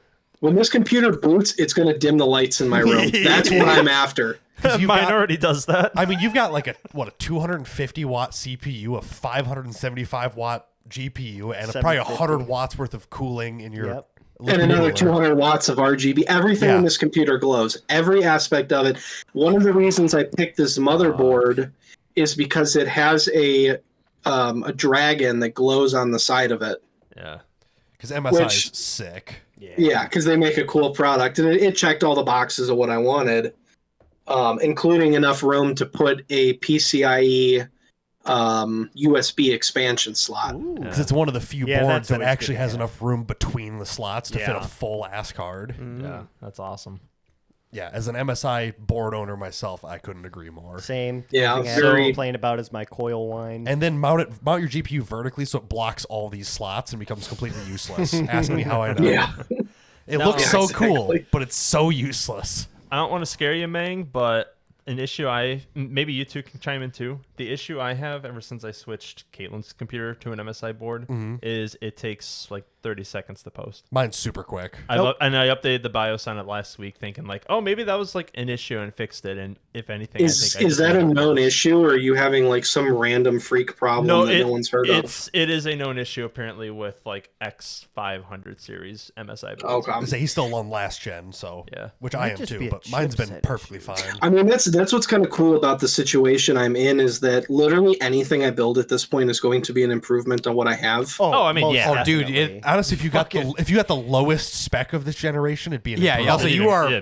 pounding your old setup into the ground. You're what? Yeah, I mean, my laptop is more powerful than this. Yeah, believe you're it. already jumping 2 generations ahead. 4 generations of four. graphics card. Yes, and 4 Yeah, it was gen. like 3 of RAM. Nine No, of 3 RAM. Yeah, 3 of two RAM. RAM up to, yeah. Oh, Like no, 5 generations of processor. Oh, closer to 9. If you're going from a So if you're going 4,000, if you're going on Yeah. Intel, it'd be like 9. Yeah. But yeah. literally Well, so- one a year, 10 years. Yeah. So, in that being said, the new processor is going to be an AMD Ryzen 9800 X3D. I'm gonna know. Wow. The fact that it's an X3D is nuts. They're they make They're unbelievable. So my brother is very, very into computers. He's a programmer. He went to college for it. He's finishing up his PhD in it. Hell Oh yeah. damn. Yeah, so he is in this world. So naturally, I leaned on him for his knowledge and his currency in this market. Yeah. And so there was a lot of discussion in between going with a 9800 and a 9800 X3D. Mhm. And Yeah. ultimately, we laid on this one. At the end of the day, you're like, fuck it, why not? Basically. Fuck it, we ball. Well, there was a discussion on productivity versus gaming power. Yes, the X3Ds very heavily love gaming tasks, but if you're doing full every single core like processing, they're not quite as quick. Right. But still, compared to a 4000 series Intel, your single core probably beats that whole die. Oh yeah. It's some insane difference. The Plus, when the rest of your system's yeah, optimized he's to going match it, from the Apollo navigation system to a modern iPhone. it's yeah to Skynet. it's an Yeah. impossible reference to jump. It's such a crazy difference. Yeah, it's going to be nuts, and I'm friggin' stoked for it. The biggest thing is going to be exporting the podcast. And because, like, obviously playing video games, it's going to do it at 500 frames a second. It's going to be great. Like, there's no doubt that this thing is going to be nuts at whatever game I throw it at. But I'm trying to do a little bit of YouTube stuff, recording off-road stuff, and then doing the podcast, all that exporting and post processing. That's where I'm like, okay, I want this to really be good at this. Yeah, I don't know if we mentioned if or I- not, but you do all the editing for the Total Off-Road podcast. I don't know if we mentioned Oh it on yeah, I here guess or I not. never mentioned In that. passing, yeah, never. In passing. We might have said it, but I don't remember. Yeah. Yeah, you Yeah, because you I'm- mentioned how long it takes to like export. Yeah. Yeah. So that being said, I'm pairing it with two terabyte 990 Pro Samsung Yeah. NVMe's. So I'm going to have 4 gigabytes of. So I'm a big fan of divorcing your memory or your storage. Yeah. So the computer I have right now, and again, this is all very antiquated. There's a solid state running the operating system and the core processes, like Corsair, Samsung Magician. Yeah, and then I stuff have that's a- gonna run. Yeah, I have a 1 terabyte that's only job is to house my file destinations. So downloads, pictures, videos, documents, and then I have a 2 terabyte drive that houses all of my games. Yep. So you're not a data hoarder with 20 terabytes. Fuck you. Fuck you. At least not So yet. It's, anyway. it's 18. Go fuck yourself. God forbid. I have 18 in cold storage, That's- and it's full. And then I have you know, another it's like always 8 on my full. desktop. It's always full. Oh, you have like 18 jellyfin's not terabytes that of much. Of homework folder. Yeah. Homework folder. No, it's a lot of old phone pictures, a lot of 3D files. They don't take up that Old much space, phones man. took fucking kilobytes of picture. A 20-minute video It's was okay a to gig, say you store maybe. porn. My brother in Christ. There can't be that Clockwise much and porn on these counterclockwise. hard drives. Haven't you ever have. seen There the TED can. bit about that? Yeah, there's so much porn. Not even my There's no jellyfin has way. that much. Okay, hold on. I hoard a lot Important of distinction. Kyle, what does your desktop look like? Is it clean or is it a Oh, fucking yeah. mess? No, so like my actual like the top of my desk. No. no. Your monitor Desktop screen, monitor, like your your home screen. your home desktop. Here. You don't have to, Yeah. but Fuck it. like, is it a mess or is it clean? It's gotta be a mess. like, I keep mine very clean. Please. Oh, Let's go! The wrong on the right's all full of shit. Hell Damn yeah. it. Okay. It's small clusters of bullshit. I keep mine Yeah. very tidy. It's organized chaos. Marcus just Exactly. has shit everywhere. No. Yes. No. Yes. I have all of my shit that, like downloaded pictures and stuff on this They don't need to side. be on the desktop. And then for Oh, quick no, it reference, doesn't. my It's- whole top monitor is just 3D printing and extra, like my mom's. He has 3 fucking, monitors that are full of shit. fucking- Fucker don't know about folders. Fuck, I have folders. Do you understand how I structure my folders? No, because they're everywhere. Okay, Yeah, we You don't want to know the care. best way? So- Right click, disable desktop icons. No, because then it's not there. So just for all of the footage that we took for go-karting, okay, so the GoPro and the Insta360, there's a folder called 2024 or K1 Speed Go-karting. Yeah. And then in that folder, I have GoPro, and then I have Insta360, and then I have unedited, edited, and then in that, it's distinct in order of but what race you it wanna know was. where I That's would all put in that? one folder. In the videos folder. No, Boom. no, because then the quick reference is gone. Okay, but then you click File Explorer and videos is to your left. Believe it or not, there's just a file explorer. You can look Nope. through all of it. It's very convenient. No.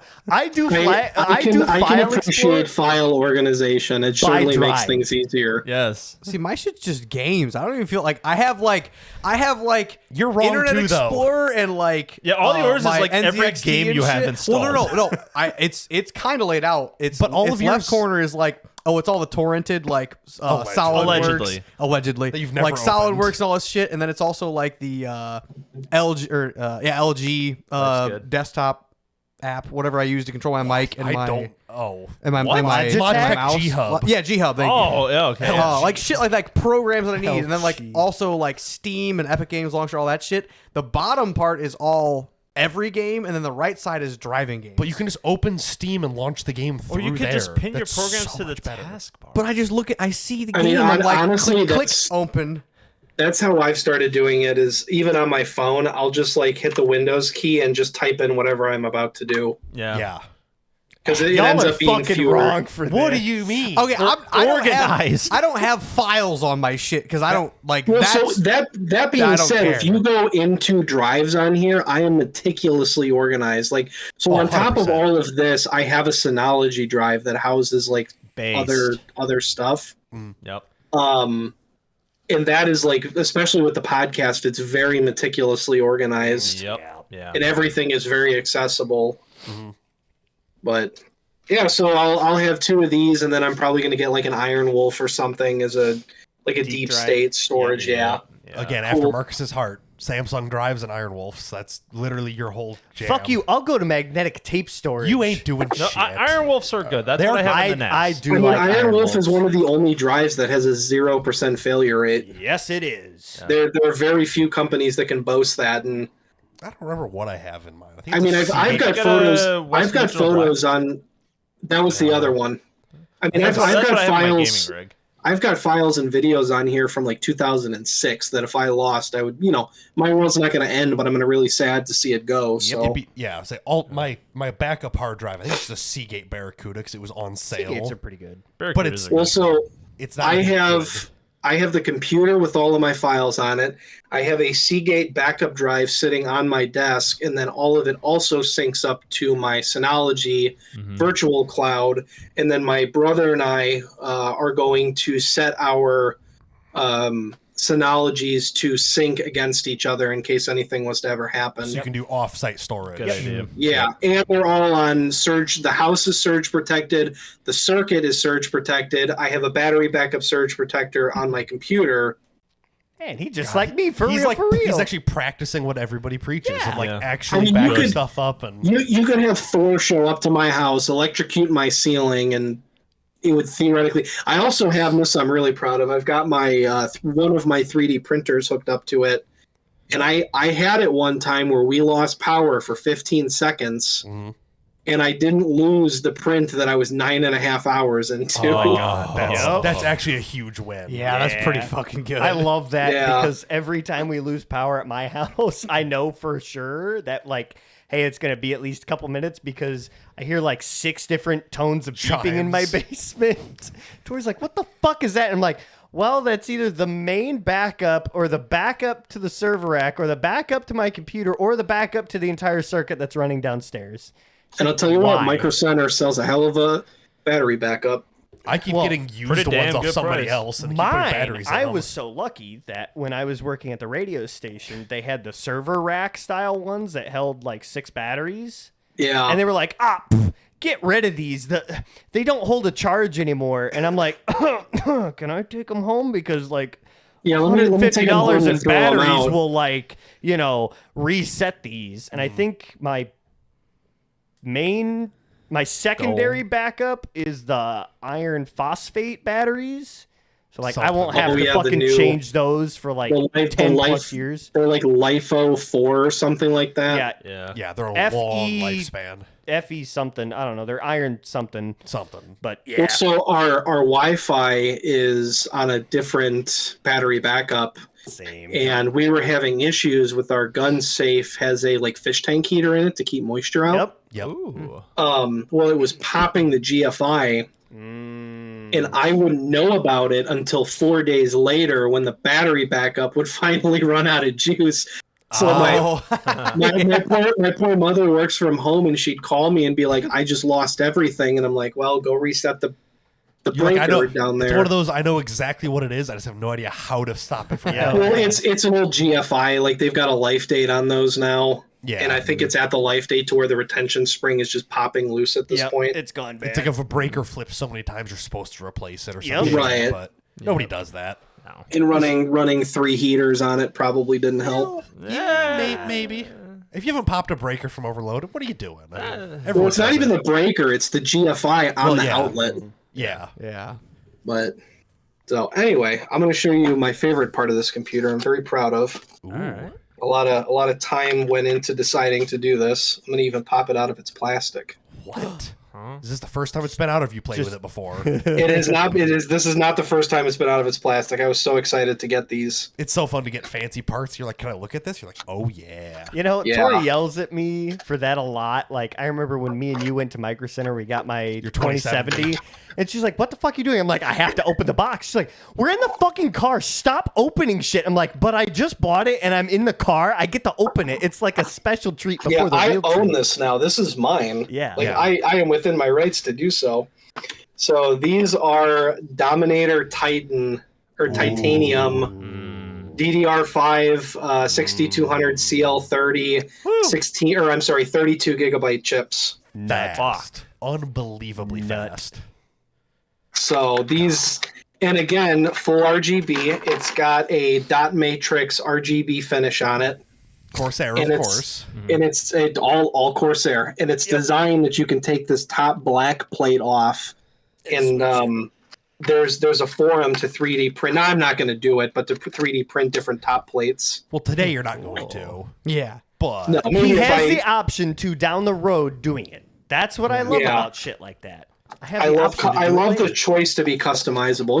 It's why a lot of us do Android phones. We might not necessarily customize them, but we certainly have the ability to do so. like the back panel of my computer case, I custom made. Yeah. Because there was nothing that fit the spec I wanted to fit everything in, so I cut my own panel on our CNC just to get my graphics card in the right spot. Yeah. Was it pointless? Absolutely. Does it But look it's good? cool. You're Hell damn yeah. right it does. Is it cool, it's unpainted? unique. Yes, it is. Yeah. It's fine. So, and then obviously, like I said, I'm going to do a 5090. I haven't figured out which one I'm going to do. I think there's like 5 different ones coming out right now. I know you had talked Jesus. about trying to get like a hybrid water cooled one. Is that still kind of on your theory, or are you not So sure yet? the plan, so I have purchased. I'm going to show it to you here in a moment because I think it's friggin' This gorgeous. is like Christmas morning. Yeah. I've wanted to do this computer for 3 years now. So I have PayPal savings is really cool that you can just set up routine withdrawals, Yes. and there's a 4.9% interest rate on it.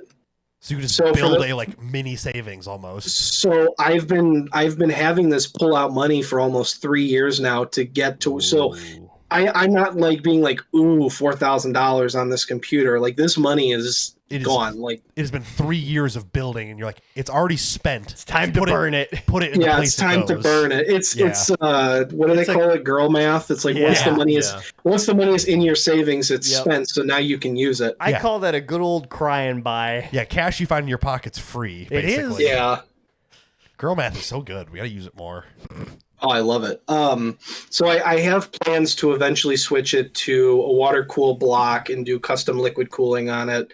It'll be the full Corsair kit, so it'll have the AIO screen, it'll have the pump screen, the reservoir. I'm gonna do, I think, brass finished lines with clear hard PEX plastic. See, that was going to be my question, was hard or soft line? It's gotta be hard line. Ah. If you're going I like full the custom. Yeah. I like the clear hard line. Have you decided on a color for the fluid yet, or you don't know? You're gonna do like neon green. I don't or know. just- So, I mean, the case is going to be black. Mhm. Most of the components are black. So really, I could do anything I want. I'd almost Well, wonder if we- like a purple or something would really. You know just kinda, what like, I'm pop thinking? out. Like almost Yes. not like ultraviolet purple, but like kind of somewhere in that tone. I'm thinking more if you're going to go with brass Oh, that's true. fittings, what if you went with like a yellow glitter? It might look like pee though. No, not yellow. No. Like a gold glitter. Like a white with a gold glitter in No, it, no, or no, a no, gold no. color. Gold color with a glitter. A Dehydrated gold colored piss. glitter. Yeah. Just fuck you, Google it. Dehydrated. Piss with the I'll light be on it. honest. Yeah, it's all Yeah. going to kind of look Sound not like right. piss real bad. So I'm gonna find it.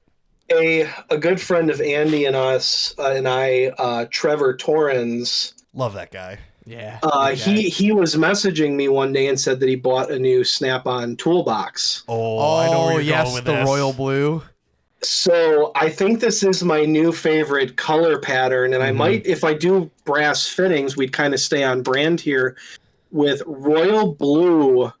Yeah. And it's not showing up correctly. You'll have to click on that link. I But, do. yeah. It's like a Yamaha blue. Yeah. So royal blue with a copper finish. I have never seen that color combination before. It looks so clean. It is like even in this picture, you can tell there's like depth in that blue. Yeah. Yeah.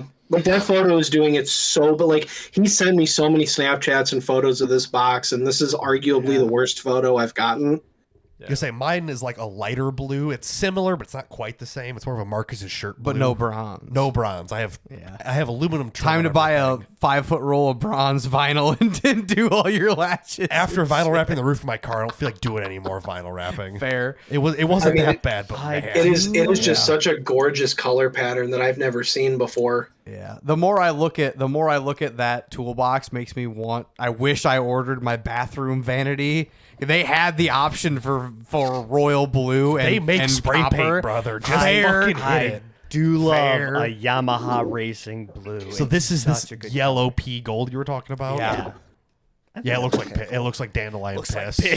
I mean, That looks like piss with an STI dabbled inside of it too. Wait, That- The that piss looks- is the that yellow, the looks STI like- is the gold.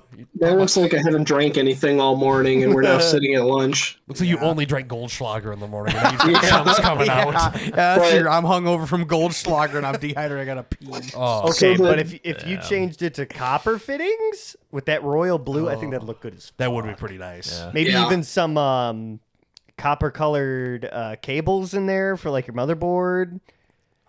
I mean, I could Custom even cable. put some copper flake in it too. Yeah. Ooh. See, I like where this is going. I like getting carried away on computer I'm stuff. digging. So right now, I'm not doing the liquid cooling because I don't know when they're going to make the cooling block for it. Yeah. And it might be months at this point. Right, and I'm not going to Or wait that. till August to finish putting this computer Yeah, together, fuck which is nah. You don't, which is you don't want to slot your 1070 into a brand new PC build. Just be like, Well, any minute so- now. someone told me to do that, and I was like, it wouldn't necessarily like. I don't think it would bottleneck it that badly. Like, obviously, yeah, it wouldn't be great.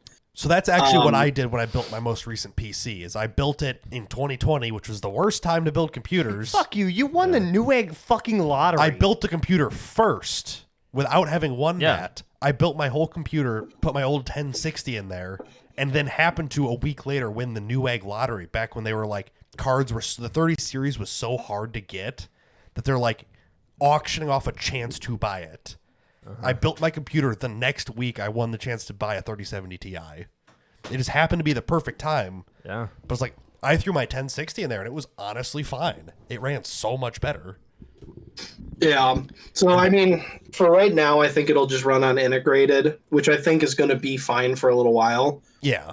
And then once the card shows up, all the cards are going to come air cooled. I'm going to have to convert it to liquid. Yeah. Yeah. Also, to build custom cooling, I'm looking at roughly $700-800 to do. Yeah, but that's hardline, good fittings. Yeah, I mean that's good to pump. do it right. Yeah. And you're gonna have to because with 575 watt of just Yeah, that's a GPU lot cooling, of fucking displacement. you're gonna need a radiator on the top and the side of your Yeah, case you're gonna dump need a and heat out. 360 It's and a gonna be 240. it's gonna be hot. Well, so Fuck it. In the- Whole room cooling. Oh, I had this funny idea of what if you were to put disconnects on the back of your computer, drill a hole through the wall, and in the wintertime, put your liquid cooling radiator on that. Because right now, I mean, there's a bed. My window is right on the other side of this. If I put a radiator outside, we'd be cooling at 15 degrees. you have Yep. infinite heat dissipation. See? Fuck. I mean, it would be nuts. Like You those just lines would be basically- cold. Oh, yeah. You just Yeah. basically At that make a DIY heat pump. at that point, you're just limited on how efficient the cooling is between Yeah. the thermal block and your GPU die. Right. Like, that's what'll Big limit you. radiator. Like you're gonna have to go to like a liquid metal cooling instead of a thermal paste to keep it enough heat transfer. Because eventually So- you cannot transfer that much heat. It's gonna be Right. wild. But so in the meantime, again, I was shopping on Black Friday. So for the meantime, God damn. yeah, you see the size of this box, don't you? I know exactly what it is. I don't know Yep. if these guys do or not, but This was $180. So I was like, this is going to do very well for a while until I am ready to get set up. which So this 180 is- bucks is kind of a steal. Right honestly. now, I'll resell it for $100. Like I'm not yeah. worried about getting rid of this thing. You sell So it to this Marcus, is he'll buy it. this is the H170i LCD IQ enabled liquid cooler That's the one that I wanted. with a 420 millimeter Okay, not that big. radiator. Would that fit in your front panel, Marcus? Oh, god damn. Didn't you have two 200s on there? Oh my There it God. is. Yeah, but I want This to is- do a new case. This is so big that if it was to break, I would unbolt it and run it as a power steering cooler on my car. It's bigger, This is a monster. honestly, it's bigger than my power steering cooler, and I know it's bigger than Andy's. Yeah, Damn, for a babe, fact, it's yeah. so big I can feel it through your pants. Nah, sweetie, that's just my 420 millimeter rad cooler. That's my Corsair sponsored. I mean, so this is one of the reasons that I'm now restricted on computer cases because this is the largest production radiator that you Yes. can buy. And believe it or not, Meng? you'll need most of it. Do you realize if you actually put that on a vehicle, you could put a Corsair sticker on the side of it? Corsair power. Corsair cooled. That's why when we were Yeah, talking it'll about be like an Intel Inside sticker, except it'll say Corsair. oh my god, Fuck, that'd be fucking funny. how many PC radiators to cool my car? I wonder if I was to do that, because that is a really well-sized radiator. Like that would work well for like a secondary transmission, or again a power steering. I'll say cooler. my power steering cooler, I bet, is 4 inches by 6 inches. Yours is a little small. I'll be honest. Okay. You can probably find the dimensions online. It's a stock 2004 F-150 power steering cooler. It's like 3 by 6 inches. It's not. It's very not big at all. It's probably too small if it gets hot out. I'll be honest. It's fine, probably. At 20 degrees, like it worked great. I don't know. Yeah. Whatever the 04 F-150 power steering cooler is that size. It is. Yeah, it is. Yeah, Probably 3 inches 3 by 6 ish. Where mine's like 3 by like 20. But Yeah. still, like you'll use your RAM as a heat sink before you use anything else. To be fair, but Fine. So There's a lot I of- There's a don't- lot of steel down there. I don't know what the fitting sizes are. I'm going to assume it's some sort of standardized size for computers.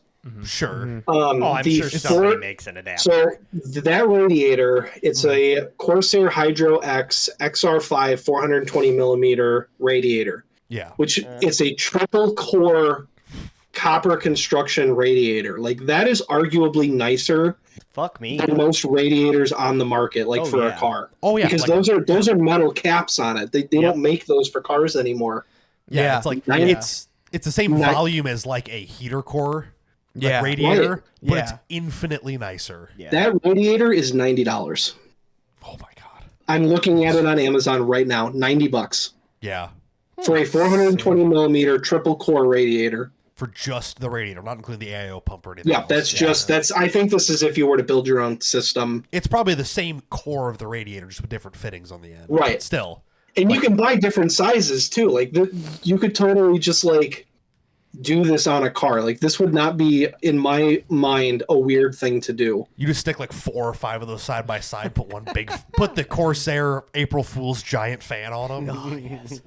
I wish they produced that. We fan. all do. We really talked about this I- either 1 or 2 episodes ago. No, we talked about I it with don't- Kyle at the thing. Oh, did we? I don't, Yeah. Oh, I that's what don't it was. Okay, yeah. understand. The only reason I can see that they won't do it is either it's going to cost so much money to produce, which quite honestly, nobody cares.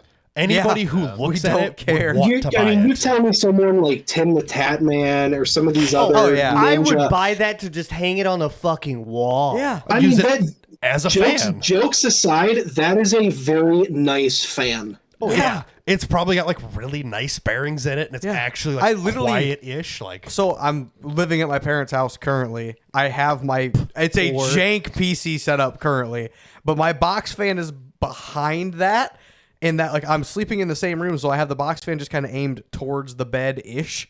But it's like if that box fan was just Believe the it or not, Corsair fan, I it can looks find it. so good. Thank you. Yeah. yeah, here's Rocket Andy's Weed. sick gaming Can setup. you see this, in case- Kyle? in This case is you- my Oh, current no. setup. This is his Andy, sick. It sat for in $5 a day, you could get Andy an actual gaming setup. What do you mean? He's got the gold Xbox remote. It's a 3070 Ti and a Keychron keyboard and a Samsung Oh. curved monitor, You know 240 you hertz. can go to Goodwill and buy a desk for like $20, right? Yeah. No, I can't. do Even that. better, you could come to my house and unbolt one of mine and take it. He could just play games at your house. It's not like it's any different than You know- living at his parents' house. The longer I'm staring at this, the more I worse think. it gets. You want to stare at it more? I mean, it's No, really no, I'm nice. talking about the radiator. Andy, you I'm- need to put this in like the male living spaces. Subreddit. You should. Yeah. The more and more I'm looking at this radiator, the more and more I'm unironically thinking that I'm going to put this in my Jeep as a power steering cooler. You should. Oh my god. that'd be It's so cheaper sick. than the PSC coolers, so I'm almost And- positive. It's better built. And I'm gonna send it to Corsair and tell them I'm using this on a car. Hey, put a bar. Yeah. Hey, can you give me an adapter to put a barbed end on this fucking What if Corsair I cooler? mean, what if I ended up running a bunch of their RGB fans on the front of the Jeep to It'd go be with? so cool. It'd be pretty sick. Oh my god. Oh, that'd be so fucking funny. Oh god. Yeah, how do Corsair fans hold up to Badlands sandy mud? Let's find out. Honestly, There's probably seal pretty well. bearings. Fair. I Clogs the wonder how radiator full. once they get some dried sand mud on them, once they become unbalanced.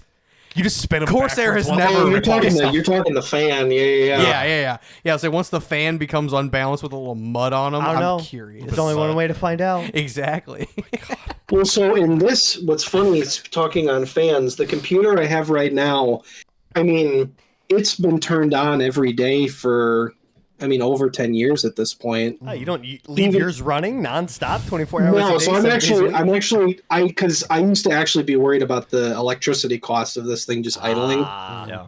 So it got into a habit. Now I never get away from it. But every day it would turn on regardless to do updates and whatever. So even if I never used it, it was still turning on. Like I would get home from class or something and it would be running. Sure. I've had this computer for so long that I've actually managed to wear out a ball bearing fan at this point. Damn. Wow. That's That's- pretty impressive at this point. Yeah, that's how long this thing has been in service. How many of thousands of hours it has of just idle time? Yeah. I wish they would turn it into miles. How many miles has the fan how many driven? rotations has the fan moved? Be in the Yeah. billions. So- It's some insane.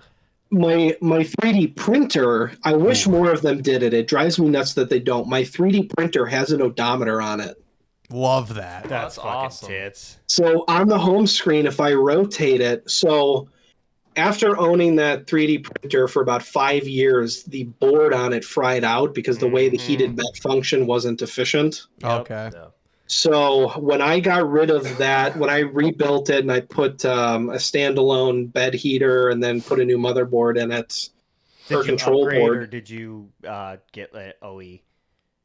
No, so I went to a Wanhao or however you pronounce yep. them board, and then I have a standalone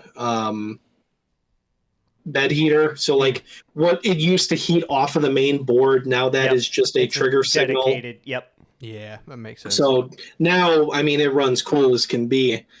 When that first board burned out, it had 130 days worth of consistent print time on it. Oh yeah. I can And- see that. And now the second board that's on here has 170 days Hell yeah. worth of print time. Yeah. So, if you do the math, so 160 and 120, 24 hours in a day, it's got 6,720 hours of print time Hell on the yeah. machine. That's insane considering my Crown Vic had 7,000 hours of engine time. yeah. That was Yeah. 10 years old Yeah, I when I think got like it. 2017 F350 has like 2,800 engine hours on it Yeah. at 100,000 miles. Yeah, I something that's used can every day. Yeah. Contest to that because Meng, I don't know if you saw it because he was at the Hangover run where I had redone all of my. Was that when I was getting into radios, or was that when I was into my 3D printing? I That was can't fucking radios. remember. That was Okay, when you that was my that's radios. when you had your programmer for your bow Well, thing.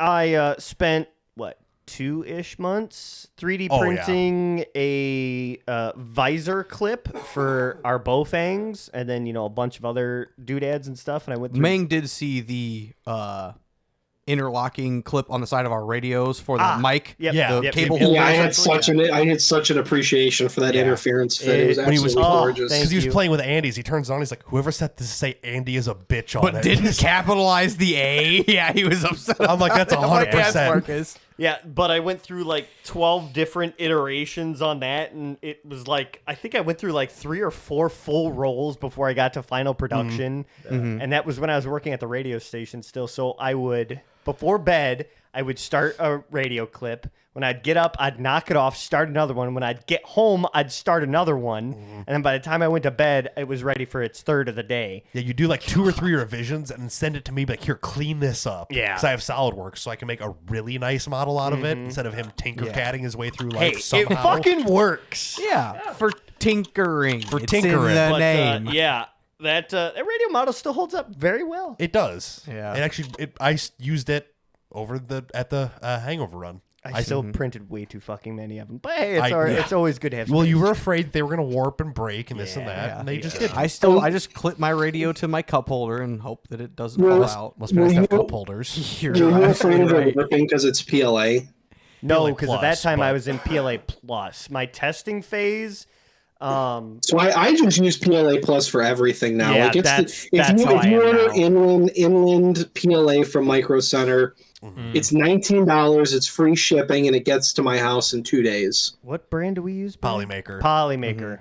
Polymaker. It's pretty much all just as good Yeah. at that price point. But I feel like a lot of people get really worked up. Like, I feel like someone in the history of 3D printing was like, you can't use PLA in a hot environment because it warps. And whoever said that resonated in the community so loud that to this day, if you put PLA in a car, they're like, oh, it's going to warp. It's going to get all screwed up on you. I've run PLA in a car. Like, maybe Arizona is another story. No, But how I do have. people- I have in if you had fact it warped warp- PLA in Illinois. Same. So I made a coolant overflow thread adapter to a funnel adapter for my brother who works on semis.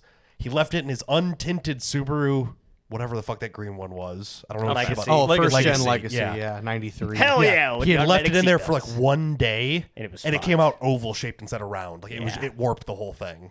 But that was base PLA. That was not anything for special. my Impala when I still had my MakerBot. Well, I still have it, but when it was still When that was your- semi-functional. When that was your only. yeah, I made Tweeter capture, whatever the fuck you want to call them. Mounts. Yeah, mounts I guess, for yeah. my Impala, and like I don't know why I had to take the A-pillar cover off, but like I opened it up and it was all fucked up. For when I was doing the radio clips, I mean this was my fault. It was more of a testing of the actual fitment of the radio, but the clip for the visor was 3D printed, and like after like 2 days it was like flat, and I had to heat it up and bend it back. Because there was weight on it in the Because there heat, was so weight just- on it It in the pulled heat, it out of but- shape. Yeah. Now they're Yeah, because just- like last night I was printing. So I do competitive RC rock crawling. My steering horn, or where the steering servo and then my winch servo mounted, I shattered it. It was cold. I like fell off a ledge, so it broke. Sure. And so I 3D printed one, and it didn't fit just quite right. And so I was like, oh, I'll take a heat gun and I'll warp it a little bit to get it to where I want to conform. I mean, I was sitting outside with a heat gun for like 20 minutes trying to get this shit to fucking move. Yeah. And it I just was wouldn't like, go. right. And I believe, if I can toot my own horn for a minute, I feel like I've kind of figured out how to structurally make prints without just making them dense. Yep. Without just cranking everything to 100% Yeah. infill Because off the like bat. because people are like, oh, if you want it really strong, make it 100% infill, and I don't agree with Not that. all I the think time. that's that without the ability for it to give, it just snaps. A Exactly. well-designed print will outperform a poor design that has more Yes. infill. Well, and So- you have to kind of optimize to what you're going to be using it for. I mean, we've had things where it's like, I need to print it this way up on its edge instead of this way, because if it's this way, it's going to snap where it has a pulling. I and pushing showed Meng force. the horizontally printed Hub hub tool. Yep. As opposed to Oh, Meng's. right, yeah, you're the one I got to sue for copyright infringement. No, it's all original. It has hexagons on it. Yeah, It's better. It's different. No, yours is way better. Mine never reached that point. Mine is super simple and it just works. But Well, it's so printed in one of- horizontally. So the One of the layers are- things I started messing with, because RC rock crawling is really cool because 3D printing is huge in the Yes, sense that it saves you a ton of weight, but at the same time it's brutal on these parts. So you have to like kind of understand, what is. So when I started 3D printing, there was no forum for me to go on, and and to this day it's still my first printer and I still have it. It's a Monoprice Maker Select V2. It was the rip-off of the original Ender 3, where it's got a standalone, box. And so when I had problems, there was no going on forums. I had to teach myself and basically learn from the ground up on how to do this shit. So I've gotten like pretty good at figuring this stuff out. And so when I was doing the RC stuff and I was having what I was calling layer delamination, where they were breaking because the layers were popping apart, I started experimenting and found out that and most people don't know this, is you have to calibrate your flow rate on your printer when you get it. Yep. And a lot of times that's what causes layer delamination. And so mine is now printing at, I think, 106% flow rate. Sure, just to get to actually get it to 100 where it should Correct. Well, so 104% was net zero. And then I added an additional 2 because I wasn't making machine fit parts. Yeah. I increased it 2% more so that it adds a bit of a smush factor to it to get everything to kind of pack together and compact. And since then, I have not had a part delaminate and fail on me. One of the things that I've found inside of Cura Slicer, which is what we use for ours, is there's an option called alternate every other layer or something. And Mine's set to random. Yeah, but it'll add an additional wall every other layer. So that way the infill prints on top of a wall layer and then caps it on the next and then prints the infill and then caps it on the next. So it locks one of the infill layers in every other layer. And, that's when I get some people who, go and ask like, oh, you do 3D printing. How do I get into it? And, kind of the younger generation, I go, just buy an Ender 3 and you're going to break it and replace parts. But the point of the fact of the matter is you are going to learn how that machine functions. You're going to understand how parts are designed, and you're going to be a lot better knowledge base instead of just like, buying a bamboo and no matter what you do, the slicer works. Or anything is going to work. Yeah. It's basically the most commonly purchased, so that there are forums to learn. Yes. Yeah, you can always search Ender 3 blank problem, and somebody solved it 300 times. Yes. Yeah. Right. Where when I started doing all this, there wasn't that.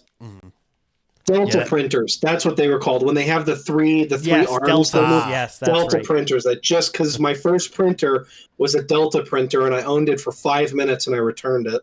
Because it looks so cool. It's just useless. They do look cool. Yeah, and it was $75, but it was only like a 75 millimeter build plate, so I couldn't do anything with it. Yeah. Back in the day, like when first 3D printing like kind of started to like be an actual thing, like desktop style stuff.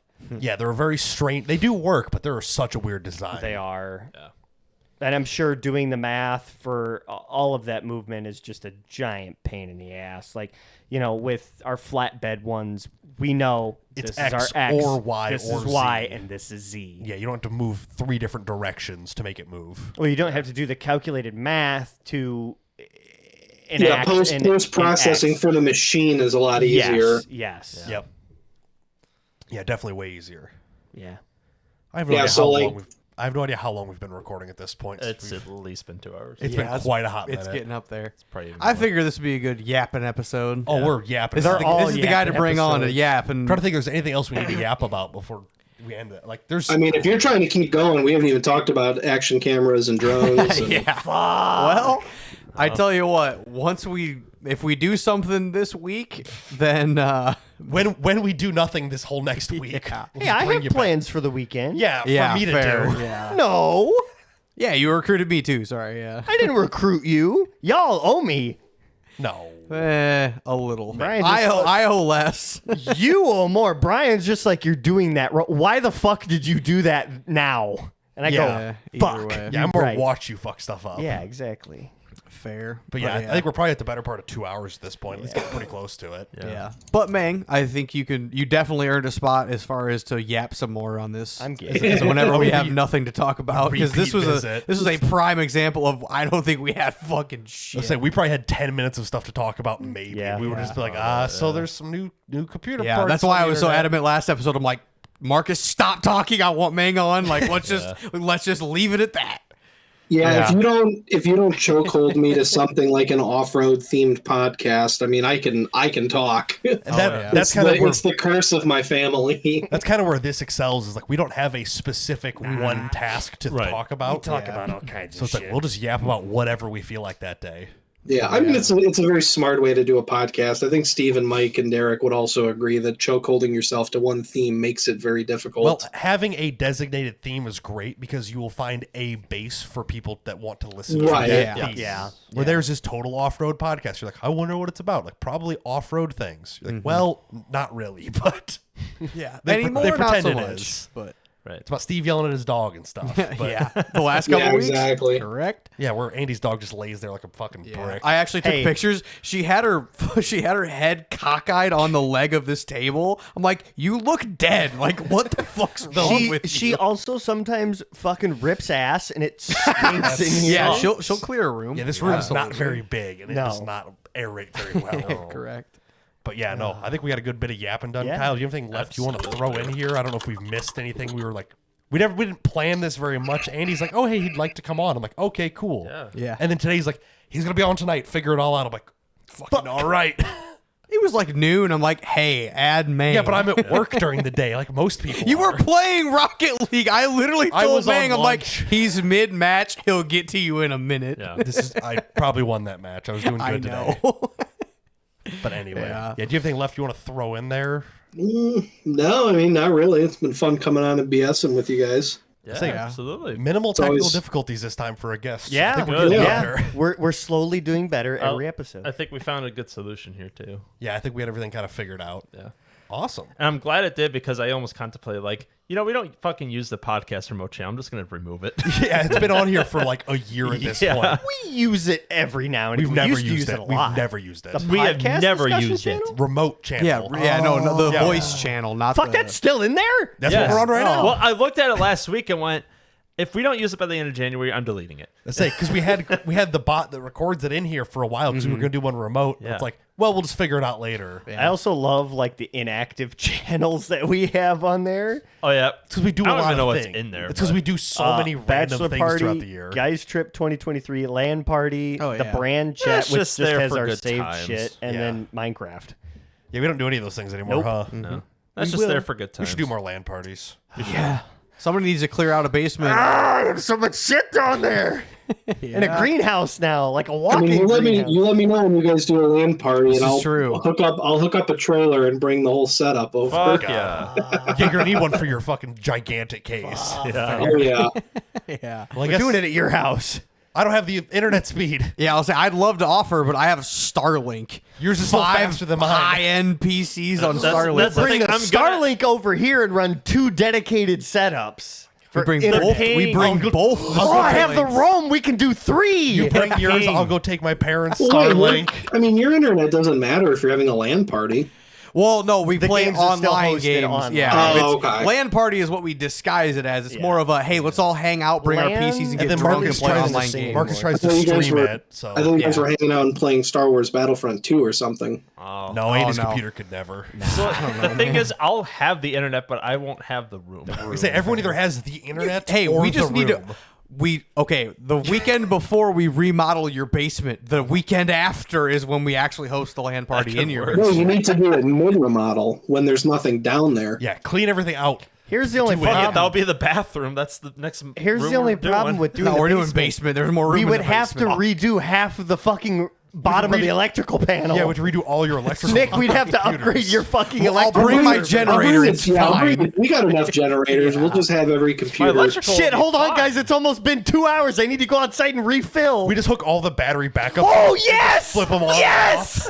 We bring the backup in. Oh, fuck. Them fuckers are like 120 pounds. You only got to move them once there and once back. Oh, but it was such a bitch to put them in the rack the first time. I mean, I have access to a light tower / 65 amp service generator. See, we're getting somewhere now. We're running on a 3-cylinder naturally aspirated Kubota engine. Honestly, it's probably better power than when I get it through the walls here. My 128 volt through the wall is psychotic. Imagine talking that shit in the middle of a game, being like, "You got your ass kicked, and my internet's currently running off a light tower." Running Get off, good. We're off a light tower and 2 Starlinks, whatever. But Clan tag for that match is Kubota.